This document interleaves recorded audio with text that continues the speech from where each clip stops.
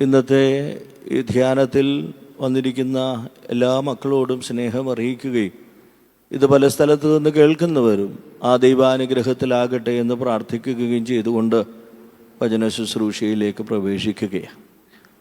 നാം എല്ലാം ഒരു വിശുദ്ധ നോമ്പിൻ്റെ യാത്രയില്ല. വിശുദ്ധ നോമ്പിന് ഏതാണ്ട് 5 ആഴ്ചകൾ പ്രധാനമായി നാം വായിക്കുന്നുണ്ട് രോഗികളുമായി ബന്ധപ്പെട്ട്. ഒന്നൊരു കുഷ്ഠരോഗിയിലൂടെ കഴിഞ്ഞ ആഴ്ചയാണെങ്കിൽ ഇനിയുമുള്ള ആഴ്ചകളിൽ പക്ഷവാത രോഗിയിലും കനാനക്കാരിയായ സ്ത്രീയുടെ മകളിലും വീണ്ടും ഒരു കൂനിയായ സ്ത്രീയിലും അതേ തുടർന്ന് പിറവിയിലെ അന്ധനായ ഒരു മനുഷ്യനിലൂടെ യാത്ര ചെയ്ത് കർത്താവിൻ്റെ വലിയ ആ ഭാരത്തിലേക്ക്, ആ കുരിശാരോഹണത്തിലേക്കൊക്കെ യാത്ര ചെയ്യുക. ഈ 5 ആഴ്ചകളിലും രോഗികളെക്കുറിച്ചാണ്. പലപ്പോഴും നമ്മളെല്ലാം ദേവാലയത്തിൽ ചെല്ലുമ്പോൾ, ആരാധനയിൽ പങ്കെടുക്കുമ്പോൾ നമ്മൾ കേൾക്കുന്ന ഒരു ശബ്ദമുണ്ട്: നിങ്ങൾക്ക് കുഷ്ഠരോഗമുണ്ട്, നിങ്ങൾക്ക് പക്ഷവാത രോഗമുണ്ട്, നിങ്ങൾക്ക് കനാനക്കാരായ സ്ത്രീകളുടെ ഒരു മാനസിക അവസ്ഥ. ഒരു പക്ഷേ നമ്മുടെ വാക്കുകളിലൂടെ നമ്മൾ ഓരോരുത്തരും അതാണെന്നാണ് പറയുന്നത്.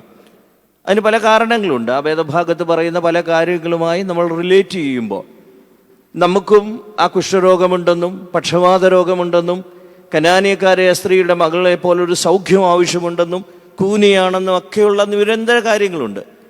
അത് കഴിഞ്ഞ് പക്ഷെ എന്നെ പലപ്പോഴും ആശ്ചര്യപ്പെടുത്തിയത്, നമ്മളെല്ലാം ഈ രോഗികളാണെന്ന് പറയുന്നതിനേക്കാൾ അവിടെ ആ രോഗികളെ സൗഖ്യമാക്കിയ ഒരു ക്രിസ്തുവിലേക്ക് എന്തുകൊണ്ട് നമ്മളാരും യാത്ര ചെയ്യുന്നില്ല? നമ്മളെല്ലാവരും സൗഖ്യത്തിന് വേണ്ടി മാത്രം ഇരിക്കുകയാണ്. എന്നാൽ സൗഖ്യത്തെക്കാൾ ഉപരി എൻ്റെയും നിങ്ങളുടെയും ചില ചലനങ്ങളോ വാക്കുകളോ അല്ലെങ്കിൽ നമ്മുടെ സ്പർശനമൊക്കെ ആഗ്രഹിക്കുന്ന നിരവധി മനുഷ്യരുണ്ട്. അവിടെ ഒരു ക്രിസ്തുവാകുവാനുള്ളൊരു വിളി ഞാൻ നിങ്ങളുടെ മുമ്പിൽ വെക്കുകയാണ്. അതുകൊണ്ട് ആമുഖമായി ഞാൻ പറയുന്നത്, നമ്മളെല്ലാം വിളിക്കപ്പെട്ടത് ഒരു രോഗിയാണ് എന്ന് പറയുവാൻ വേണ്ടിയല്ല. നമ്മളെക്കാൾ രോഗിയായവർക്ക് നാം ഒരു ക്രിസ്തുവാകുവാൻ കഴിയുമോ എന്നതാണ് നമ്മുടെ ചോദ്യം. ഈ നോമ്പിൻ്റെ ആദ്യ വാക്കുകൾ ഞാൻ അതിലേക്കാണ് കൊണ്ടുപോകുന്നത്. ഞാനും നിങ്ങളും ഒരു ക്രിസ്തുവാകുവാനുള്ളൊരു വിളി, അതിൻ്റെ ആഹ്വാനം, അതിലേക്കുള്ളൊരു യാത്ര ആ നോമ്പിൻ്റെ 5 ആഴ്ചകളിൽ അതിനെയല്ല ഞാൻ പ്രധാനമായും സംഭാഷണത്തിന് കൊണ്ടുവരുന്നതെങ്കിലും ആമുഖത്തിൽ ഞാൻ ഒരു നോമ്പിൻ്റെ കാലഘട്ടത്തെ ഒന്ന് ബന്ധിപ്പിക്കുന്നുവെന്ന് മാത്രം. അതുകൊണ്ട് വിവിധ രോഗികളെ സൗഖ്യമാക്കുന്ന സംഭവങ്ങളാണ് ഓരോ ആഴ്ചയും നമ്മൾ നോമ്പിൽ വായിക്കുന്നത്. എന്നാൽ ഒരു സൗഖ്യവും നമ്മളെ പഠിപ്പിക്കേണ്ടത് നമുക്ക് ചുറ്റുമുള്ള വേദനകളിൽ എങ്ങനെയൊരു ക്രിസ്തുവാകാൻ കഴിയുമെന്നുള്ളതാണ്. അതുകൊണ്ട് ഞാൻ കുഷ്ഠരോഗി എന്ന് പറയുന്നതിൽ ക്രിസ്തുവിനെ ഞാനൊന്ന് പഠിപ്പിക്കാൻ പോവുകയാണ്. ഒരു വാക്കിൽ എന്താണ് കുഷ്ഠരോഗി എന്ന് ചോദിച്ചാൽ നിങ്ങൾ എന്ത് പറയും? അവഗണിക്കപ്പെട്ട, തള്ളപ്പെട്ട ഒരു മനുഷ്യൻ്റെ ചിത്രമാണ് കുഷ്ഠരോഗി. ഇത് തന്നെയാണ് ഞാൻ നിങ്ങളുടെ മുമ്പിൽ. അവിടെ ക്രിസ്തു ആ അവഗണിക്കപ്പെട്ട, ആ തള്ളപ്പെട്ട മനുഷ്യനെ സ്പർശിച്ചു, ചേർത്ത് പിടിച്ചു. ഞാൻ നിങ്ങളുടെ മുമ്പിൽ വെക്കുന്നത് ഇത് തന്നെ. നിങ്ങൾ ഓരോരുത്തരും, നാം ഓരോരുത്തരും ക്രിസ്തുവാകുമ്പോൾ നമ്മുടെ ഭവനങ്ങളിൽ അവഗണിക്കപ്പെട്ടവർ കാണും, നമ്മുടെ സമൂഹത്തിൽ തള്ളപ്പെട്ടവർ കാണും. അവരെ ഒന്ന് നമ്മളോട് കൂടെ ചേർത്ത് പിടിക്കുമ്പോഴാണ്, കുഷ്ഠരോഗിയുമായി ബന്ധിപ്പിക്കുമ്പോൾ നമ്മളൊരു ക്രിസ്തുവായി മാറുന്നത്. ഞാനും നിങ്ങൾ എപ്പോഴും സൗഖ്യത്തെക്കുറിച്ചാണ് ചിന്ത. എനിക്കെന്തെങ്കിലും തരണം. നാം ഇന്ന് ചോദിക്കുന്നത്, നിങ്ങൾക്ക് ഒരു നോമ്പ് കാലഘട്ടത്തിൽ എന്ത് ചെയ്യാൻ കഴിയും? അതുകൊണ്ട് ഈ ചോദ്യം പ്രസക്തമാണെന്നാണ് എൻ്റെ വിശ്വാസം. നാം ഒന്ന് തിരിച്ചറിയണം, എനിക്കെന്ത് ചെയ്യാൻ കഴിയും? ഞാൻ എപ്പോഴും എനിക്ക് വേണം, എനിക്ക് സൗഖ്യമുണ്ട്, എൻ്റെ മക്കൾക്ക് വേണമെന്ന് പറയുന്നതോടൊപ്പം എനിക്ക് ഒരു ക്രിസ്തുവായി എങ്ങനെ പ്രവർത്തിക്കാൻ കഴിയും? അതുകൊണ്ട് കുഷ്ഠരോഗി പഠിപ്പിക്കുന്നത്, അവഗണിക്കപ്പെട്ട, തള്ളപ്പെട്ട, നമ്മുടെ ഭവനങ്ങളിലില്ലേ അവഗണിക്കപ്പെട്ടവർ? നാം സഞ്ചരിക്കുന്ന മേഖലകളിൽ തള്ളപ്പെട്ടവരില്ലേ? ഉണ്ടെന്നാണ് എൻ്റെ വിശ്വാസം. അതുകൊണ്ട് കുഷ്ഠരോഗി നമ്മളോട് പറയുകയാണ്, നിങ്ങൾ കുഷ്ഠരോഗി അന്വേഷിക്കുകയല്ല വേണ്ടത്. നിങ്ങൾക്കൊരു ക്രിസ്തുവായി നിങ്ങളുടെ മുമ്പിൽ സഞ്ചരിക്കുന്ന അവഗണിക്കപ്പെട്ടവരെയും തള്ളപ്പെട്ടവരെയൊക്കെ ഒന്ന് ചേർത്ത് പിടിക്കുന്ന ക്രിസ്തുവാകുവാൻ കഴിയുമോ എന്നതാണ് കുഷ്ഠരോഗി നമ്മളോട് ചോദിക്കുന്നത്. അതുകൊണ്ടല്ലാതെ നമ്മളോട് കുഷ്ഠരോഗിയുടെ ചോദ്യം, എന്നെ സൗഖ്യമാക്കുവാൻ, ആ കരങ്ങൾ നീട്ടാൻ കഴിഞ്ഞ ക്രിസ്തുവാകുവാൻ കഴിഞ്ഞ ആ ക്രിസ്തുവിൻ്റെ മനോഭാവത്തിലേക്ക് ഓരോ നോമ്പിലൂടെ യാത്ര ചെയ്യുമ്പോൾ ആ രോഗികൾ നമ്മളോട് ചോദിക്കുന്നു, നിനക്കെന്തുകൊണ്ടൊരു ക്രിസ്തു ആയിക്കൂടാ? നിനക്കെന്തുകൊണ്ടൊരു ക്രിസ്തു ആയിക്കൂടാ?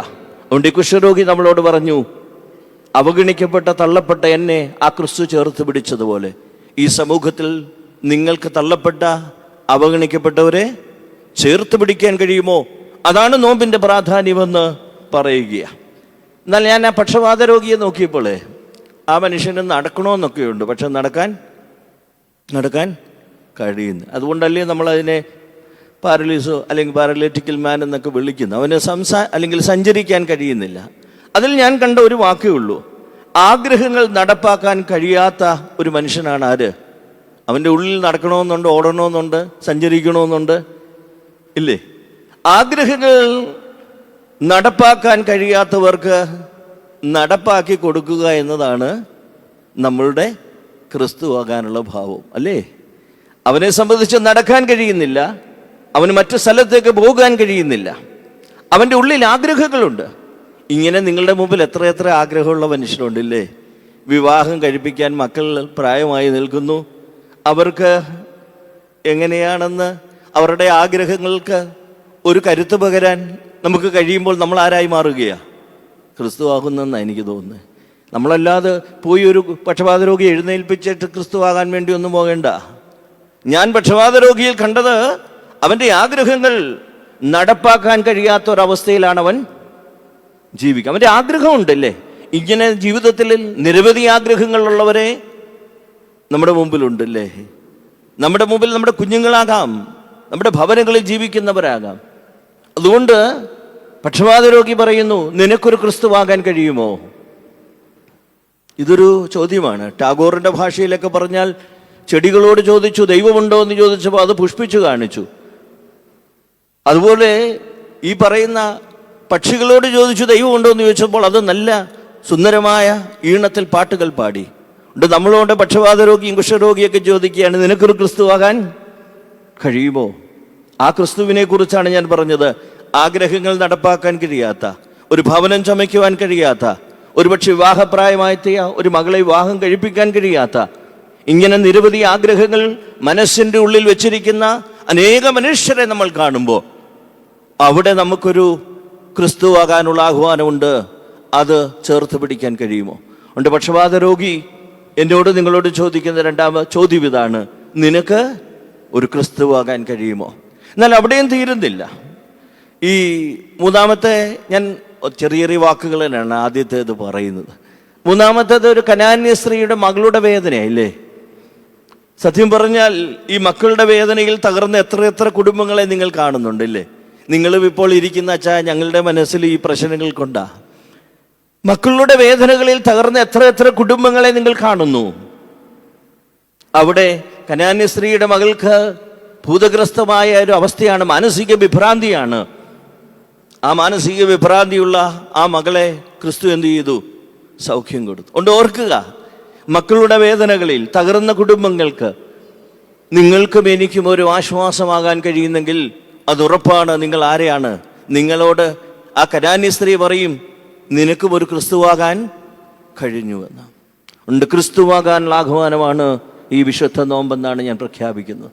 വിശുദ്ധ നോമ്പ് ഈറേന്മാരോട് ചേരുവാനാണ്, മാലാഖമാരെ പോലെ ദൈവത്തെ സ്തുതിക്കുവാനാണ്. എല്ലാം ശരിയാ. പക്ഷേ ഈ രോഗികൾ ഓരോരുത്തരും ചോദിക്കുന്നു, നിങ്ങൾ എല്ലാ ദിവസവും പള്ളിയിൽ പോയി കുഷ്ഠരോഗിയും പക്ഷപാത രോഗിയും എന്നൊക്കെ ഞങ്ങളോട് പറയുമ്പോൾ നമ്മളുടെ മുമ്പിൽ അടുത്ത വെല്ലുവിളി അവർ വെക്കുന്നു, നിങ്ങൾക്കൊരു ക്രിസ്തുവാകാൻ കഴിയുമോ? ഇവിടെയാണ് ഞാൻ പറഞ്ഞത്, മക്കളുടെ വേദനകളിൽ തകർന്ന കുടുംബങ്ങൾക്ക് ആശ്വാസമാകുവാൻ എനിക്കും നിങ്ങൾക്കും കഴിയുന്നെങ്കിൽ ക്രിസ്തുവിൻ്റെ ഭാഷയിൽ അല്ലെങ്കിൽ ആ രോഗിയുടെ ഭാഷയിൽ നാം ഓരോരുത്തരും ക്രിസ്തുവായി മാറുകയാണ്. ഉണ്ട്. നമ്മൾ അവരെ എഴുന്നേൽപ്പിക്കണമെന്നൊന്നുമില്ല. അവരുടെ മുമ്പിലെ വെല്ലുവിളികളെ ഏറ്റെടുക്കുവാനുള്ള ധൈര്യം, അതിനുള്ള ആഗ്രഹം, അതിനുള്ള മനസ്സ് നമുക്കുണ്ടാക്കിയെടുക്കുക എന്നുള്ളതാണ് ഈ വേദഭാഗങ്ങൾ നമ്മളോട് സംസാരിക്കുന്നത്. അതിനേക്കാൾ ഉപരി കുനിയായ സ്ത്രീയിലേക്ക് ഞാൻ നോക്കിയപ്പോൾ വിലകൽപ്പിക്കാത്ത, ശ്രദ്ധിക്കപ്പെടാത്ത ദേവാലയത്തിൽ വന്നിരുന്ന ഒരു വൃദ്ധയായ സ്ത്രീയാണ് ആര്? കുനിയായ സ്ത്രീ. വിലയെ ആരും കൊടുത്തിട്ടില്ല, അതുമാത്രമല്ല, സമൂഹത്തിന് അവൾ പ്രയോജനമില്ലാത്തവളാണെന്ന് എല്ലാവരും വിചാരിച്ചല്ലേ. വില കൽപ്പിക്കാത്ത, സമൂഹത്തിൽ ശ്രദ്ധിക്കപ്പെടാത്ത, സമൂഹത്തിൽ പ്രയോജനമില്ലാത്ത ഒരു സ്ത്രീയാണ് ആര്? പക്ഷെ ക്രിസ്തു പറയുന്നു അവൾ അബ്രഹാമിൻ്റെ മകളാണെന്ന്. അതുകൊണ്ട് ഞാൻ ഇത് തന്നെ നിങ്ങളോട് പറയുന്നത്. കുനിയായ സ്ത്രീ ചോദിക്കുന്നു, നിന്റെ സമൂഹത്തിൽ പ്രയോജനമില്ലാത്തവർ കാണും, നിന്റെ ഭവനത്തിൽ ശ്രദ്ധിക്കാത്തവർ കാണും, നിന്റെ ഭവനത്തിൽ അല്ലെങ്കിൽ വില കൽപ്പിക്കാൻ കഴിയാത്തവർ കാണും. നമ്മുടെ മുമ്പിലെ വെല്ലുവിളി ഇതാണ്. കുനിയായ സ്ത്രീ ചോദിക്കുന്നു, നീ ഒരു ക്രിസ്തുവാകണമെങ്കിൽ ഇങ്ങനെ നിന്റെ മുമ്പിൽ കണ്ടിട്ടുള്ള പലരെയും നീ ശ്രദ്ധിക്കണം. നീ വില കൽപ്പിക്കാത്തവർക്ക് നീ വില കൽപ്പിക്കണം. നീ പ്രയോജനരഹിതമെന്ന് കണ്ടിരിക്കുന്നതിന് പ്രയോജനമുള്ളവരെന്ന് കാണാനുള്ള മനോഭാവത്തിലേക്ക് വളരണം. അതുകൊണ്ട് കുനിയായ സ്ത്രീയുടെ ചോദ്യം, നിനക്കൊരു ക്രിസ്തുവാകാൻ, നമുക്കൊരു ക്രിസ്തുവാകാൻ കഴിയുമോ? അതുകൊണ്ട് വില കൽപ്പിക്കാത്ത, ശ്രദ്ധിക്കാത്ത, പ്രയോജനമില്ല എന്ന് ചിന്തിക്കുന്ന ഒരു സമൂഹത്തിന് ഞാനും നിങ്ങളും അവർക്ക് പ്രയോജനമുണ്ട്, അവരെ ശ്രദ്ധിക്കണം, അവരെ കരുതണം. നമ്മുടെയൊക്കെ ഭവനങ്ങളിൽ, ഞാനിതെല്ലാം ഭവനത്തെ റിലേറ്റ് ചെയ്താണ് പറയുന്നത്. നിങ്ങൾ ആലോചിച്ച, പിന്നെ എനിക്കത് സമയം കളയാനില്ലാത്തത് കൊണ്ടാണ് ഞാൻ ഈ ഒരു വാക്കിൽ അങ്ങ് പറഞ്ഞു പോകും. നമ്മുടെയൊക്കെ ഭവനങ്ങളുടെ പ്രശ്നമാണ് ഞാനിപ്പോൾ പറഞ്ഞുകൊണ്ടിരിക്കുന്നത്. ഉണ്ട്, ഓർക്കുക. നിങ്ങളും പലപ്പോഴും വിചാരിച്ചുകൊണ്ടിരിക്കുന്നത്, എനിക്ക് എത്ര പേര്, എൻ്റെ ഭർത്താവ് പോലും ചിലപ്പം തരുന്നില്ല. ഇവിടെയും പറയും ചിലർ. ഇതെല്ലാവർക്കുള്ള പ്രശ്നമാണ്. അതുകൊണ്ട് ഈ പ്രഭാഷണം, ഈ ചിന്തകൾ കൊണ്ട് ഈ നോമ്പ് കാലഘട്ടം നമ്മളോട് പറയുന്നത് ഇത് തന്നെയാണ്. വില കൽപ്പിക്കാത്ത, ശ്രദ്ധിക്കാത്ത, സമൂഹത്തിന് പ്രയോജനമില്ലാത്തവർക്ക് എന്തായേക്കാൻ കഴിയുമോന്നാ? വില കൽപ്പിക്കാൻ അല്ലെങ്കിൽ ശ്രദ്ധിക്കുവാൻ, അവർ പ്രയോജനമുള്ളവരെന്ന് കാണാനുള്ള ഒരു മനോഭാവത്തിലേക്ക് വളരാൻ കഴിയുമോ എന്നതാണ് നമ്മുടെ മുമ്പിൽ ആര് ചോദിക്കുന്നത്? കൂനിയായ സ്ത്രീ ചോദിക്കുന്നു. അവസാനമായി നിങ്ങൾക്കറിയാം, പിറവിയിൽ ഒരു കുരുടനുണ്ടല്ലേ? അതാണ് അവസാനത്തെ രംഗം. അത് അവിടെ ഒരു ചോദ്യം മാത്രമാണ്. നിന്റെ കരങ്ങൾ നീട്ടി വഴി കാണിക്കേണ്ടവരാണ് കുരുടൻ ആഗ്രഹിക്കുന്ന. ആരുടെയെങ്കിലും ഒരു കരം കിട്ടിയാൽ അതുകൊണ്ട് നടക്കണമെന്നാ. ഇതുപോലെ നമ്മുടെ ജീവിതത്തിൽ എത്രയെത്ര പേരുണ്ട്. നമ്മുടെ കരങ്ങളുള്ളത് കൊണ്ടാണ് പല ഭവനങ്ങളും നന്നായിട്ട് പോകുന്നതല്ലേ? നിങ്ങൾ ഓരോരുത്തരും നിങ്ങളുടെ കരങ്ങൾ നീട്ടുന്നത് കൊണ്ടാണ് നിങ്ങളുടെ ഭവനങ്ങൾ നന്നായിട്ട് പോകുന്നതല്ലേ? നിങ്ങൾ ആത്മാർത്ഥതയോടെ ചെയ്യുന്നു എന്നുള്ളതാണ് ആര് ചോദിക്കുന്നത്? കുരുടൻ ചോദിക്കും. ചിലപ്പം വൃദ്ധയായ ഒരു സ്ത്രീ വീട്ടിലുണ്ടെങ്കിൽ അതിൻ്റെ കരം പിടിച്ച് അവളുടെ ആവശ്യത്തിന് അങ്ങോട്ടും ഇങ്ങോട്ടും കൊണ്ടുപോകുന്നത് നമ്മളാരാ? ഒരു ക്രിസ്തുവായി മാറുകയാണ്. അതുകൊണ്ട് ഓർക്കുക, നിന്റെ കരങ്ങൾ നീട്ടി വഴി കാണിക്കേണ്ടവരെ നീ കരങ്ങൾ നീട്ടി വഴി കാണിക്കുമ്പോൾ നാം ആരായി മാറുകയാണ്. അതുകൊണ്ട് ഈ നോമ്പിൻ്റെ ആദ്യ വാക്കുകൾ ഞാൻ ഇവിടെ നിർത്തുകയാണ്. നോമ്പ് ഞാനും നിങ്ങളും ക്രിസ്തു പ്രവർത്തിച്ചതുപോലെ അത്ഭുതങ്ങൾ ചെയ്യണമെന്നല്ല ഞാൻ പറഞ്ഞത്, മറിച്ച് അവരുടെ ഭാവങ്ങളും അവരുടെ പ്രവൃത്തികളും ചെയ്യുവാനുള്ള ഒരു വലിയ വിളിയിലേക്കുള്ള യാത്രയാണ്. ആ യാത്രയ്ക്കായി നമ്മൾ ഒരുങ്ങുകയാണ്. 4 സുവിശേഷങ്ങളിലുമേ രേഖപ്പെടുത്തിയിട്ടുള്ള ഒരു സംഭവമുണ്ട്. ഒരത്ഭുത പ്രവർത്തനമാണ്. 5 അപ്പങ്ങൾ കൊണ്ട് 5000 പേരെ പോഷിപ്പിച്ച ഒരു സംഭവം. അതൊരത്ഭുതമാകാം, അടയാളമാകാം. 4 സുവിശേഷങ്ങളിലുമുണ്ട്. സംഭവം 1 നിങ്ങൾക്കെല്ലാവർക്കും അറിയാം. യേശുതമ്പുരാൻ ഒരു വിജന പ്രദേശത്ത് വെച്ച്, ബത്സയിദ എന്ന് പറയുന്ന സ്ഥലത്ത് വെച്ച്, തൻ്റെ സമൂഹത്തിന് മുഴുവനും തൻ്റെ അടുക്കൽ വന്ന ആളുകൾക്കെല്ലാം താൻ ഭക്ഷണം കൊടുത്ത ഒരു സംഭവമാണ്. നിങ്ങളാരും നമ്മൾ ശ്രദ്ധിക്കാത്ത ഒരു കാര്യം, 4 സുവിശേഷകരും 4 സാഹചര്യങ്ങളിലാണ് ഈ സംഭവം എഴുതിയിട്ടുള്ളത്. ഈ 4 സുവിശേഷകരും കർത്താവിൻ്റെ കൂടെ സഞ്ചരിച്ചവരാ അല്ലേ? പക്ഷെ 4 പേരും ഈ സംഭവം എഴുതിയപ്പോൾ 4 സാഹചര്യങ്ങളിൽ നിന്നുകൊണ്ടാണ് എഴുതിയത്. ഈ 4 സാഹചര്യങ്ങളെയും ഞാനൊന്ന് വിശകലനം ചെയ്യുകയും അതിലൂടെ ഈ സുവിശേഷത്തിൽ കർത്താവ് ചെയ്ത അത്ഭുതത്തെ ഒന്ന് പഠിക്കുകയുമാണ് ഞാൻ ചെയ്യുന്നത്. നിങ്ങളോടൊപ്പം ഞാനും പഠിക്കും. നമ്മൾ ഒരുമിച്ച് യാത്ര ചെയ്യുന്ന ഒരു സംഭവം. 4 സുവിശേഷങ്ങളിലും ഉള്ളതിൽ ആദ്യമുള്ളത് വിശുദ്ധ മത്തായി ശ്ലീഹായുടെ സുവിശേഷം 14-ാം അധ്യായം, അതിൻ്റെ 13 മുതൽ 21. ഈ വാക്യങ്ങളൊന്നും ഞാൻ വായിക്കുകയില്ല. അതിനകത്ത് എന്താണ് പറയുന്നതെന്ന് മാത്രം ഞാൻ പറയും. വിശുദ്ധ മത്തായി ശ്ലീഹായുടെ സുവിശേഷം 14-ാം അധ്യായം വായിക്കുമ്പോൾ യേശുതമ്പുരാൻ 5 അമ്പങ്ങൾ കൊണ്ട് 5000 പോഷിപ്പിച്ച ഈ സംഭവം പറയുന്നത്, യോഹന്നാൻ സ്നാപകൻ ശിരച്ഛേദം ചെയ്തു. അദ്ദേഹത്തിൻ്റെ തല വെട്ടിക്കളഞ്ഞു. ആര്? ഹേരോദാവ്. വെട്ടിക്കളഞ്ഞു കഴിഞ്ഞപ്പോൾ യേശുതമ്പുരാൻ ആയിരുന്ന സ്ഥലത്തു നിന്ന്, പ്രവർത്തിച്ച സ്ഥലത്തു നിന്ന് മാറി മറ്റൊരു സ്ഥലത്തേക്ക് പോകാനായി തീരുമാനിച്ചു. ഇതാണ് ആരുടെ ഭാഷ? മത്തായി ശ്ലീഹായുടെ ഭാഷ. എന്നാൽ ജനങ്ങളെല്ലാം വലുതായി അവിടെ വന്നപ്പോൾ യേശുതമ്പുരാൻ നോക്കി, ഈ സമൂഹത്തിൽ നിന്ന് പിന്മാറിപ്പോകരുത്, അവർക്ക് വേണ്ടി പ്രവർത്തിക്കണം. മത്തായി ശ്ലീഹായുടെ ലക്ഷ്യം ഇത്രയേ ഉള്ളൂ. യോഹന്നാന്റെ പ്രവർത്തനങ്ങൾ കഴിഞ്ഞപ്പോൾ ആ പ്രവൃത്തി ആരേറ്റെടുക്കുകയാ? യേശു ക്രിസ്തു. യോഹന്നാൻ പ്രസംഗിക്കുന്ന സ്ഥലത്ത് നിരവധി ആളുകൾ വന്ന് പ്രസംഗം കേൾക്കുന്നുണ്ട്. യോഹന്നാൻ ശിരച്ഛേദം ചെയ്തുകൊണ്ട്, യോഹന്നാനെ കൊന്നുകളഞ്ഞതുകൊണ്ട് ഇനിയും അവിടെയുള്ള ജനസമൂഹത്തിന് ആരില്ല? സ്നാപക യോഹന്നാൻ ഇല്ല. അപ്പോൾ ആ ജനസമൂഹമല്ലേ എങ്ങോട്ട് വന്നു? ആ ജനസമൂഹമല്ലേ എങ്ങോട്ട് വന്നു? യേശുതമ്പുരാന്റെ അടുക്കലേക്ക് വന്നു. എന്നാൽ യേശുതമ്പുരാൻ അവിടെ അപ്പോൾ മത്തായി ശ്ലീഹ പഠിപ്പിക്കുന്നത്, ഈ യഹൂദനായിരിക്കുന്ന നിങ്ങൾക്ക് യോഹന്നാൻ സ്നാപകന് ശേഷം വീണ്ടും പ്രവർത്തിക്കാൻ ആരുണ്ട്? യേശു ക്രിസ്തു ഉണ്ട് എന്ന് പറയാനാണ് ആര് ശ്രമിക്കുന്നത്? മത്തായി ശ്ലീഹ. പക്ഷെ അതുകൊണ്ട് അവിടുത്തെ ചരിത്രത്തിൽ ഇങ്ങനെ എഴുതി വെച്ചു. എങ്ങനെ എഴുതി വെച്ചു?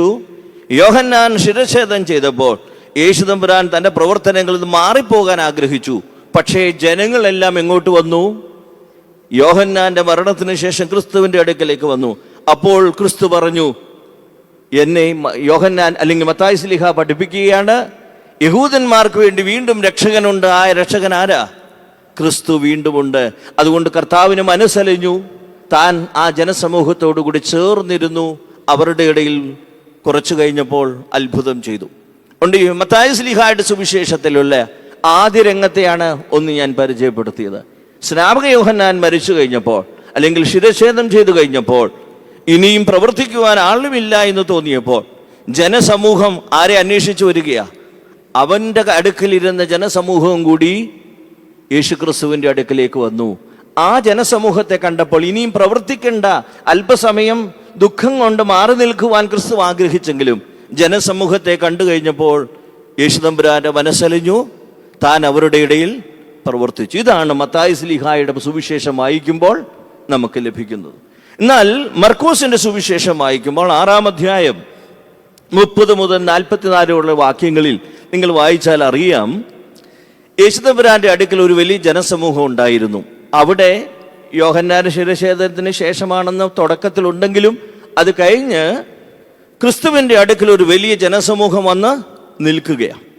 അപ്പോൾ യേശുതമ്പുരാൻ പറയുക, ശിഷ്യന്മാരെ വിളിച്ചിട്ട് പറഞ്ഞു, ഈ ജനമെല്ലാം കൂടെ നിൽക്കുന്നതുകൊണ്ട് മക്കളെ, നിങ്ങൾ ഒത്തിരി ഭക്ഷണമൊന്നും കഴിച്ചിട്ടില്ല. അതുകൊണ്ട് ഇവരുടെ കൂടെ നിന്നാൽ ഭക്ഷണം കഴിക്കാൻ പറ്റത്തില്ല. അതുകൊണ്ട് നിങ്ങൾ വേറൊരു സ്ഥലത്ത് പോയി ഭക്ഷണം കഴിക്കാൻ വേണ്ടി പോവുക. യേശുതമ്പുരാൻ പറഞ്ഞതനുസരിച്ച് യേശുതമ്പുരാന് ശിഷ്യന്മാരോട് ഭക്ഷണം കഴിക്കാനായി അവരെപ്പോഴും പോകുന്നൊരു സ്ഥലമായിരിക്കാം, ആ വിജനമായൊരു സ്ഥലത്തേക്ക് പോകാനായിട്ട് തീരുമാനിച്ചു. അവർ ഭക്ഷണമായിട്ട് അവിടെ പോകുന്നുണ്ട്. അവിടെ ചെന്ന് ഭക്ഷണം കഴിക്കാൻ വേണ്ടി ഇരിക്കുമ്പോൾ ഈ ജനങ്ങൾ എങ്ങനെയോ അറിഞ്ഞു യേശുതമ്പുരാനും ശിഷ്യന്മാരും ഇവിടുന്ന് എപ്പോഴും നിൽക്കുന്ന സ്ഥലത്തോട്ട് പോയിരിക്കുന്നു എന്ന് അറിഞ്ഞപ്പോൾ യേശുവും ശിഷ്യന്മാരും അവിടെ എത്തുന്നതിന് മുമ്പ് അവർ പടകിൽ കയറി എവിടെ വന്ന് നിൽക്കുക? യേശുതമ്പുരാനും ശിഷ്യന്മാരും വരുന്ന സ്ഥലത്ത്. യേശുതമ്പുരാനും ശിഷ്യന്മാരും വന്ന് പടകിൽ ഇറങ്ങിയപ്പോൾ തീരത്ത് നോക്കിയപ്പോൾ ജനമെല്ലാം കൂടെ അവിടെ നിൽക്കുന്നു. അദ്ദേഹം എന്തിനാ പോയത്? ഭക്ഷണം കഴിക്കാൻ വേണ്ടി പോയതാ. കാരണം തിരക്ക് നിമിത്തം ഭക്ഷണം കഴിക്കാൻ കഴിയാഞ്ഞതുകൊണ്ട് അവിടെ പോയിരെങ്കിലും ഇരുന്ന് ഭക്ഷണം കഴിക്കാമെന്ന് വിചാരിച്ച് പോയതാ. പക്ഷേ വേദപുസ്തകം പഠിപ്പിക്കുന്ന ശ്രദ്ധിക്കുക, അവിടെ വെച്ച് ഈ ജനത്തെ കണ്ടപ്പോൾ യേശുതമ്പുരാനും ശിഷ്യന്മാരും ഭക്ഷണമെല്ലാം മറന്നിട്ട് എന്ത് ചെയ്തു? ഭക്ഷണമെല്ലാം മറന്നിട്ട് എന്ത് ചെയ്തു? തൻ്റെ ശുശ്രൂഷ അവിടെ നിർവഹിക്കും. വീട്ടിൽ പോയിരുന്ന് വായിച്ചോണ്. ഇനിയിപ്പോൾ ഇവിടെ വായിക്കാൻ വേണ്ടിയല്ല, ഇതെല്ലാം നമ്മൾക്ക് ഭവനത്തിൽ പോയാലും വീണ്ടും ഇതിൻ്റെ പഠനം നടത്താൻ വേണ്ടിയാണ്. അതുകൊണ്ട് ഈ പറയുന്ന എല്ലാം മനസ്സിൽ വെച്ചാൽ മതി. ഇനിയും നിങ്ങൾ വേദപുസ്തകം വായിക്കണം. ഇങ്ങനെയാണോ അച്ഛൻ പറഞ്ഞത് തന്നെയാണ് ഈ പുസ്തകത്തിൽ എഴുതിയിരിക്കുന്നത്, ആണോ എന്ന് നോക്കണം. അതുകൊണ്ട് എനിക്കതിൽ ഇഷ്ടപ്പെട്ട എന്താണെന്നറിയാവോ? ഞാനും നിങ്ങളും പലപ്പോഴും ജീവിതത്തിൽ ചില സന്ദർഭങ്ങളിൽ ഒന്ന് മാറി എവിടെയെങ്കിലും ഇരിക്കാമെന്ന് വിചാരിക്കുമ്പോൾ ആരെങ്കിലും വന്നാൽ നമ്മൾ കുഞ്ഞുങ്ങളോട് പറയും, മാറിയിരിക്കണം, ഒന്ന് ക്ഷീണിച്ചിരിക്കുമ്പോഴാണ്. പക്ഷെ ഞാൻ യേശുക്രിസ്തുവിനെ കണ്ടപ്പോൾ ക്ഷീണാവസ്ഥ കൊണ്ട് ഭക്ഷണം കഴിക്കാൻ വേണ്ടി ശിഷ്യന്മാരുമായി പോയതാ. പക്ഷെ ജനസമൂഹത്തെ കണ്ടപ്പോൾ അദ്ദേഹം എന്തു മറന്നു? ഭക്ഷണം കഴിക്കണമെന്നോ വിശപ്പോ ഒന്നും ഇല്ല. പുള്ളി വീണ്ടും എന്തു ചെയ്തു? പലപ്പോഴും നിങ്ങളുടെയൊക്കെ ജീവിതം, സ്ത്രീകളുടെ ജീവിതമൊക്കെ ഇങ്ങനെയാണെന്ന് എനിക്ക് തോന്നുന്നു, അല്ലേ? അങ്ങനെ ആയിരിക്കണം. യേശുക്രിസ്തു നമ്മളെ പഠിപ്പിക്കുന്ന ഒരു ചിത്രമാണ്. ഇപ്പോഴത്തെ തലമുറ അത്ര എളുപ്പം സമ്മതിക്കത്തില്ല, പക്ഷെ അങ്ങനെ ആയിരിക്കണം. യേശുക്രിസ്തുവിൽ കണ്ട ഒരു പ്രത്യേകതയാണ് ഞാൻ പറഞ്ഞത്. ക്ഷീണാവസ്ഥയിൽ മാറിയിരുന്ന ശിഷ്യന്മാരുമായി ഭക്ഷണം കഴിക്കുവാൻ വേർപെട്ടു പോയിരിക്കുമ്പോൾ എന്താ സംഭവിച്ചത്? അവരുടെ മുമ്പിൽ ഒരു ആഗ്രഹമുണ്ടായി. ജനത്തെ കണ്ടു കഴിഞ്ഞപ്പോൾ മാറി. നമുക്കറിയാം, പക്ഷപാത രോഗിയുടെ സംഭവം ഈ ആഴ്ച പറയാൻ പോവുക, ഈ സൺഡേ, ഇല്ലേ? അത് വാതിക്കൽ പോലും ആളുകൾക്ക് വരാൻ കഴിയാത്ത ഒന്ന് നിറഞ്ഞു നിൽക്കുകയാണ്. അങ്ങനെ നിൽക്കുമ്പോൾ ആര് വരുന്നത്? പക്ഷപാത രോഗിയും കൊണ്ട് ഈ മനുഷ്യർ വരുന്നു. അത് കഴിഞ്ഞപ്പോൾ മുകളിൽ നിന്ന് എന്തു ഇറക്കി? ഇറക്കിയിട്ട് ഈ പക്ഷപാത രോഗിയെ സൗഖ്യപ്പെടുത്തി. എന്നെ എപ്പോഴും ആശ്ചര്യപ്പെടുത്തുന്നുണ്ട്, ഇവിടെ ഇരിക്കുന്ന ഇത്രയും പേരേക്കാൾ സൗഖ്യം വേണ്ടത് ആർക്കാ? അന്ന് കർത്താവിൻ്റെ പ്രസംഗം കേൾക്കാൻ ആ കഫർനാഹൂമിൽ ഇരുന്ന എല്ലാവരേക്കാൾ ആവശ്യം ആർക്കാ? പക്ഷപാത രോഗിക്കുക. പക്ഷേ ആളുകളെല്ലാം മാറിക്കൊടുത്തോ? ഇതാ നമ്മുടെ അവസ്ഥ. നമ്മൾ കയറി ആദ്യം ഇരിക്കും, ഇനി ഇതിനേക്കാൾ ആവശ്യമുള്ളവരുണ്ട്. ആ ആവശ്യപ്പെടുന്നവനെ കാണുമ്പോൾ എൻ്റെ മനസ്സൊന്ന് മാറ്റി എന്നേക്കാൾ ആവശ്യമുള്ള ദൈവം പറയുകയാണ് ഇവനാണെന്ന് പറയുമ്പോൾ ഒന്ന് മാറിക്കൊടുത്തിട്ട് അവന് കൂടി ക്രിസ്തുവിൻ്റെ അടുക്കിലേക്ക് വരാനുള്ള അവസരം കൊടുക്കുമോ? ഇതാണ് നോമ്പ്. നമ്മേക്കാൾ ആവശ്യമുള്ളവരുണ്ട്. ഈ ചിന്ത വേണം. അതുകൊണ്ട് ദേവാലയത്തിൽ ഇരിക്കുമ്പോൾ നിങ്ങൾ ഇങ്ങനെ പ്രാർത്ഥിക്കുക, എന്നേക്കാൾ ദൈവമേ നിന്റെ ആവശ്യമുള്ളവരുണ്ടെങ്കിൽ അവർക്ക് നീ അനുഗ്രഹങ്ങളെ. നമ്മളെപ്പോഴും പറയുന്നത് എൻ്റെ കാര്യം ദൈവമേ നീ നടത്തുക. പക്ഷേ പക്ഷപാത രോഗിയുടെ ചരിത്രം വായിച്ചപ്പോൾ എനിക്ക് തോന്നുന്നത് വാതുക്കൽ പോലും കയറാൻ കഴിയാത്ത, അതുകൊണ്ടല്ലേ അവർ മൂളിൽ നിന്നൊക്കെ ഇറക്കേണ്ടി വന്നത്. അതുകൊണ്ട് നമ്മളെക്കാൾ ആവശ്യമുള്ളവരുണ്ട് ഈ ലോകത്ത് ദൈവസന്നിധിയിൽ വന്ന് അനുഗ്രഹങ്ങൾ പ്രാപിക്കുവാൻ. അവർക്ക് ചിലപ്പോൾ സാഹചര്യങ്ങളില്ലായിരിക്കാം. ഓർക്കുക, യേശുക്രിസ്തു നമ്മളെ പഠിപ്പിച്ചു. ഭക്ഷണത്തിന് പോയിരുന്ന ക്രിസ്തു എന്ത് ചെയ്തു? തൻ്റെ ജനത്തിൻ്റെ വിശപ്പ് കണ്ടപ്പോൾ, വേദന കണ്ടപ്പോൾ, അവൻ്റെ ആകുലത കണ്ടപ്പോൾ എന്ത് ചെയ്തു? ആ ഭക്ഷണം മറന്നിട്ട് കർത്താവ് എന്ത് ചെയ്തു? അവരുടെ കൂടെ പ്രവർത്തിച്ചു. നമ്മുടെ ജീവിതത്തിൽ ഒരു നല്ല തീരുമാനം. ഭവനാന്തരീക്ഷത്തിലൊക്കെ നമ്മുടെ കുഞ്ഞുങ്ങളൊക്കെ വളർന്നു വരുമ്പോൾ അമ്മ അവിടെ കിടക്കുക, അങ്ങ് ഓടിച്ചത് അമ്മ പറയും ഇത്രയും നേരം ജോലി ചെയ്തിട്ടാണ് മോനെ കിടക്കുന്നത് എന്ന് പറഞ്ഞാലും ആ കുഞ്ഞിൻ്റെ ആ അടുത്ത് വന്നുള്ള സ്നേഹം കാണുമ്പോൾ അങ്ങ് മറന്നുപോകും. ഇത് തന്നെ ക്രിസ്തു പഠിപ്പിച്ചത്. ഈ മനോഭാവം സ്വന്തം മക്കളോട് മാത്രമല്ല ഒരു സമൂഹത്തോടും തോന്നണം. ക്രിസ്തു അതാ പഠിപ്പിച്ചത്. അത് സ്വന്തം മക്കളോട് മാത്രമല്ല ഒരു സമൂഹത്തോടും ഈ മനോഭാവത്തിലേക്ക് വളരാനുള്ള ആഹ്വാനമാണ് ഈ വേദഭാഗം വായിച്ചപ്പോൾ എനിക്ക് തോന്നിയത്. അതുകൊണ്ട് ഇവിടെ ക്രിസ്തുവും ശിഷ്യന്മാരുമൊക്കെ ഭക്ഷണം കഴിക്കാതെ ജനത്തോട് ചേർന്ന് നിന്ന് പ്രവർത്തിക്കുന്ന അനുഭവം. എന്നാൽ ലൂക്കോസിൻ്റെ സുവിശേഷം വായിച്ചപ്പോഴാണ് ഈ വേദഭാഗത്തിന് വേറൊരു വ്യാഖ്യാനവും അർത്ഥവും എനിക്ക് മനസ്സിലായത്.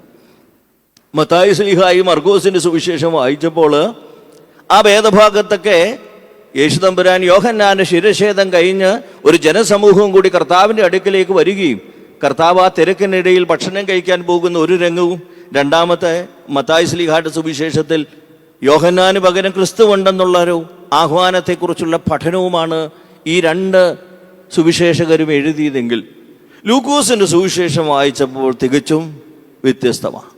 ലൂക്കോസിൻ്റെ സുവിശേഷത്തിൽ 9-ാം അധ്യായം 10 മുതൽ 17 വരെയുള്ള വാക്യങ്ങളിലാണ് ഈ സുപ്രധാനമായ സംഭവം. 5 അപ്പങ്ങൾ കൊണ്ട് 5000 പോഷിപ്പിക്കുന്ന കഥ. ഈ ഭാഗത്ത് നിങ്ങൾ വായിക്കാം. ഈ ഭാഗത്ത് ഇങ്ങനെയാണ് പറയുന്നത്: അപ്പോസ്തലന്മാർ മടങ്ങി വന്നിട്ട് പറഞ്ഞു, ഞങ്ങൾ നിന്റെ നാമത്തിൽ അത്ഭുതങ്ങൾ പ്രവർത്തിച്ചു, അടയാളങ്ങൾ ചെയ്തു എന്നൊക്കെ പറഞ്ഞു. കർത്താവ് ഇത് കേട്ടിട്ട് വലിയ മിണ്ടിയൊന്നുമില്ല. കർത്താവ് അവരെ വിളിച്ചുകൊണ്ട് എങ്ങോട്ട് പോയി? ഒരു വിജന പ്രദേശത്തേക്ക് പോയി. ആരും ബൈബിൾ എടുക്കേണ്ട എന്നാണ് എൻ്റെ അഭിപ്രായം. നിങ്ങൾ വീട്ടിൽ പോയി പഠിച്ചാൽ മതി. കാരണം അല്ലെങ്കിൽ ഞാൻ പറയുന്നത് മനസ്സിലാകത്തില്ല. നിങ്ങൾ അതും ഇതും കൂടെ ശ്രദ്ധിക്കാൻ പറ്റില്ല. അതുകൊണ്ട് ഞാൻ ഓർമ്മപ്പെടുത്തുന്നത്, അപ്പോസ്തലന്മാരെ കർത്താവ് അയച്ചു, സെൻഡിങ് ഔട്ട് ദ ഡിസൈപ്പിൾസ് എന്ന്. അദ്ദേഹം തൻ്റെ ശിഷ്യന്മാരെ അയച്ചു. എല്ലായിടത്തും പോയി സുവിശേഷം അറിയിക്കാൻ പറഞ്ഞു.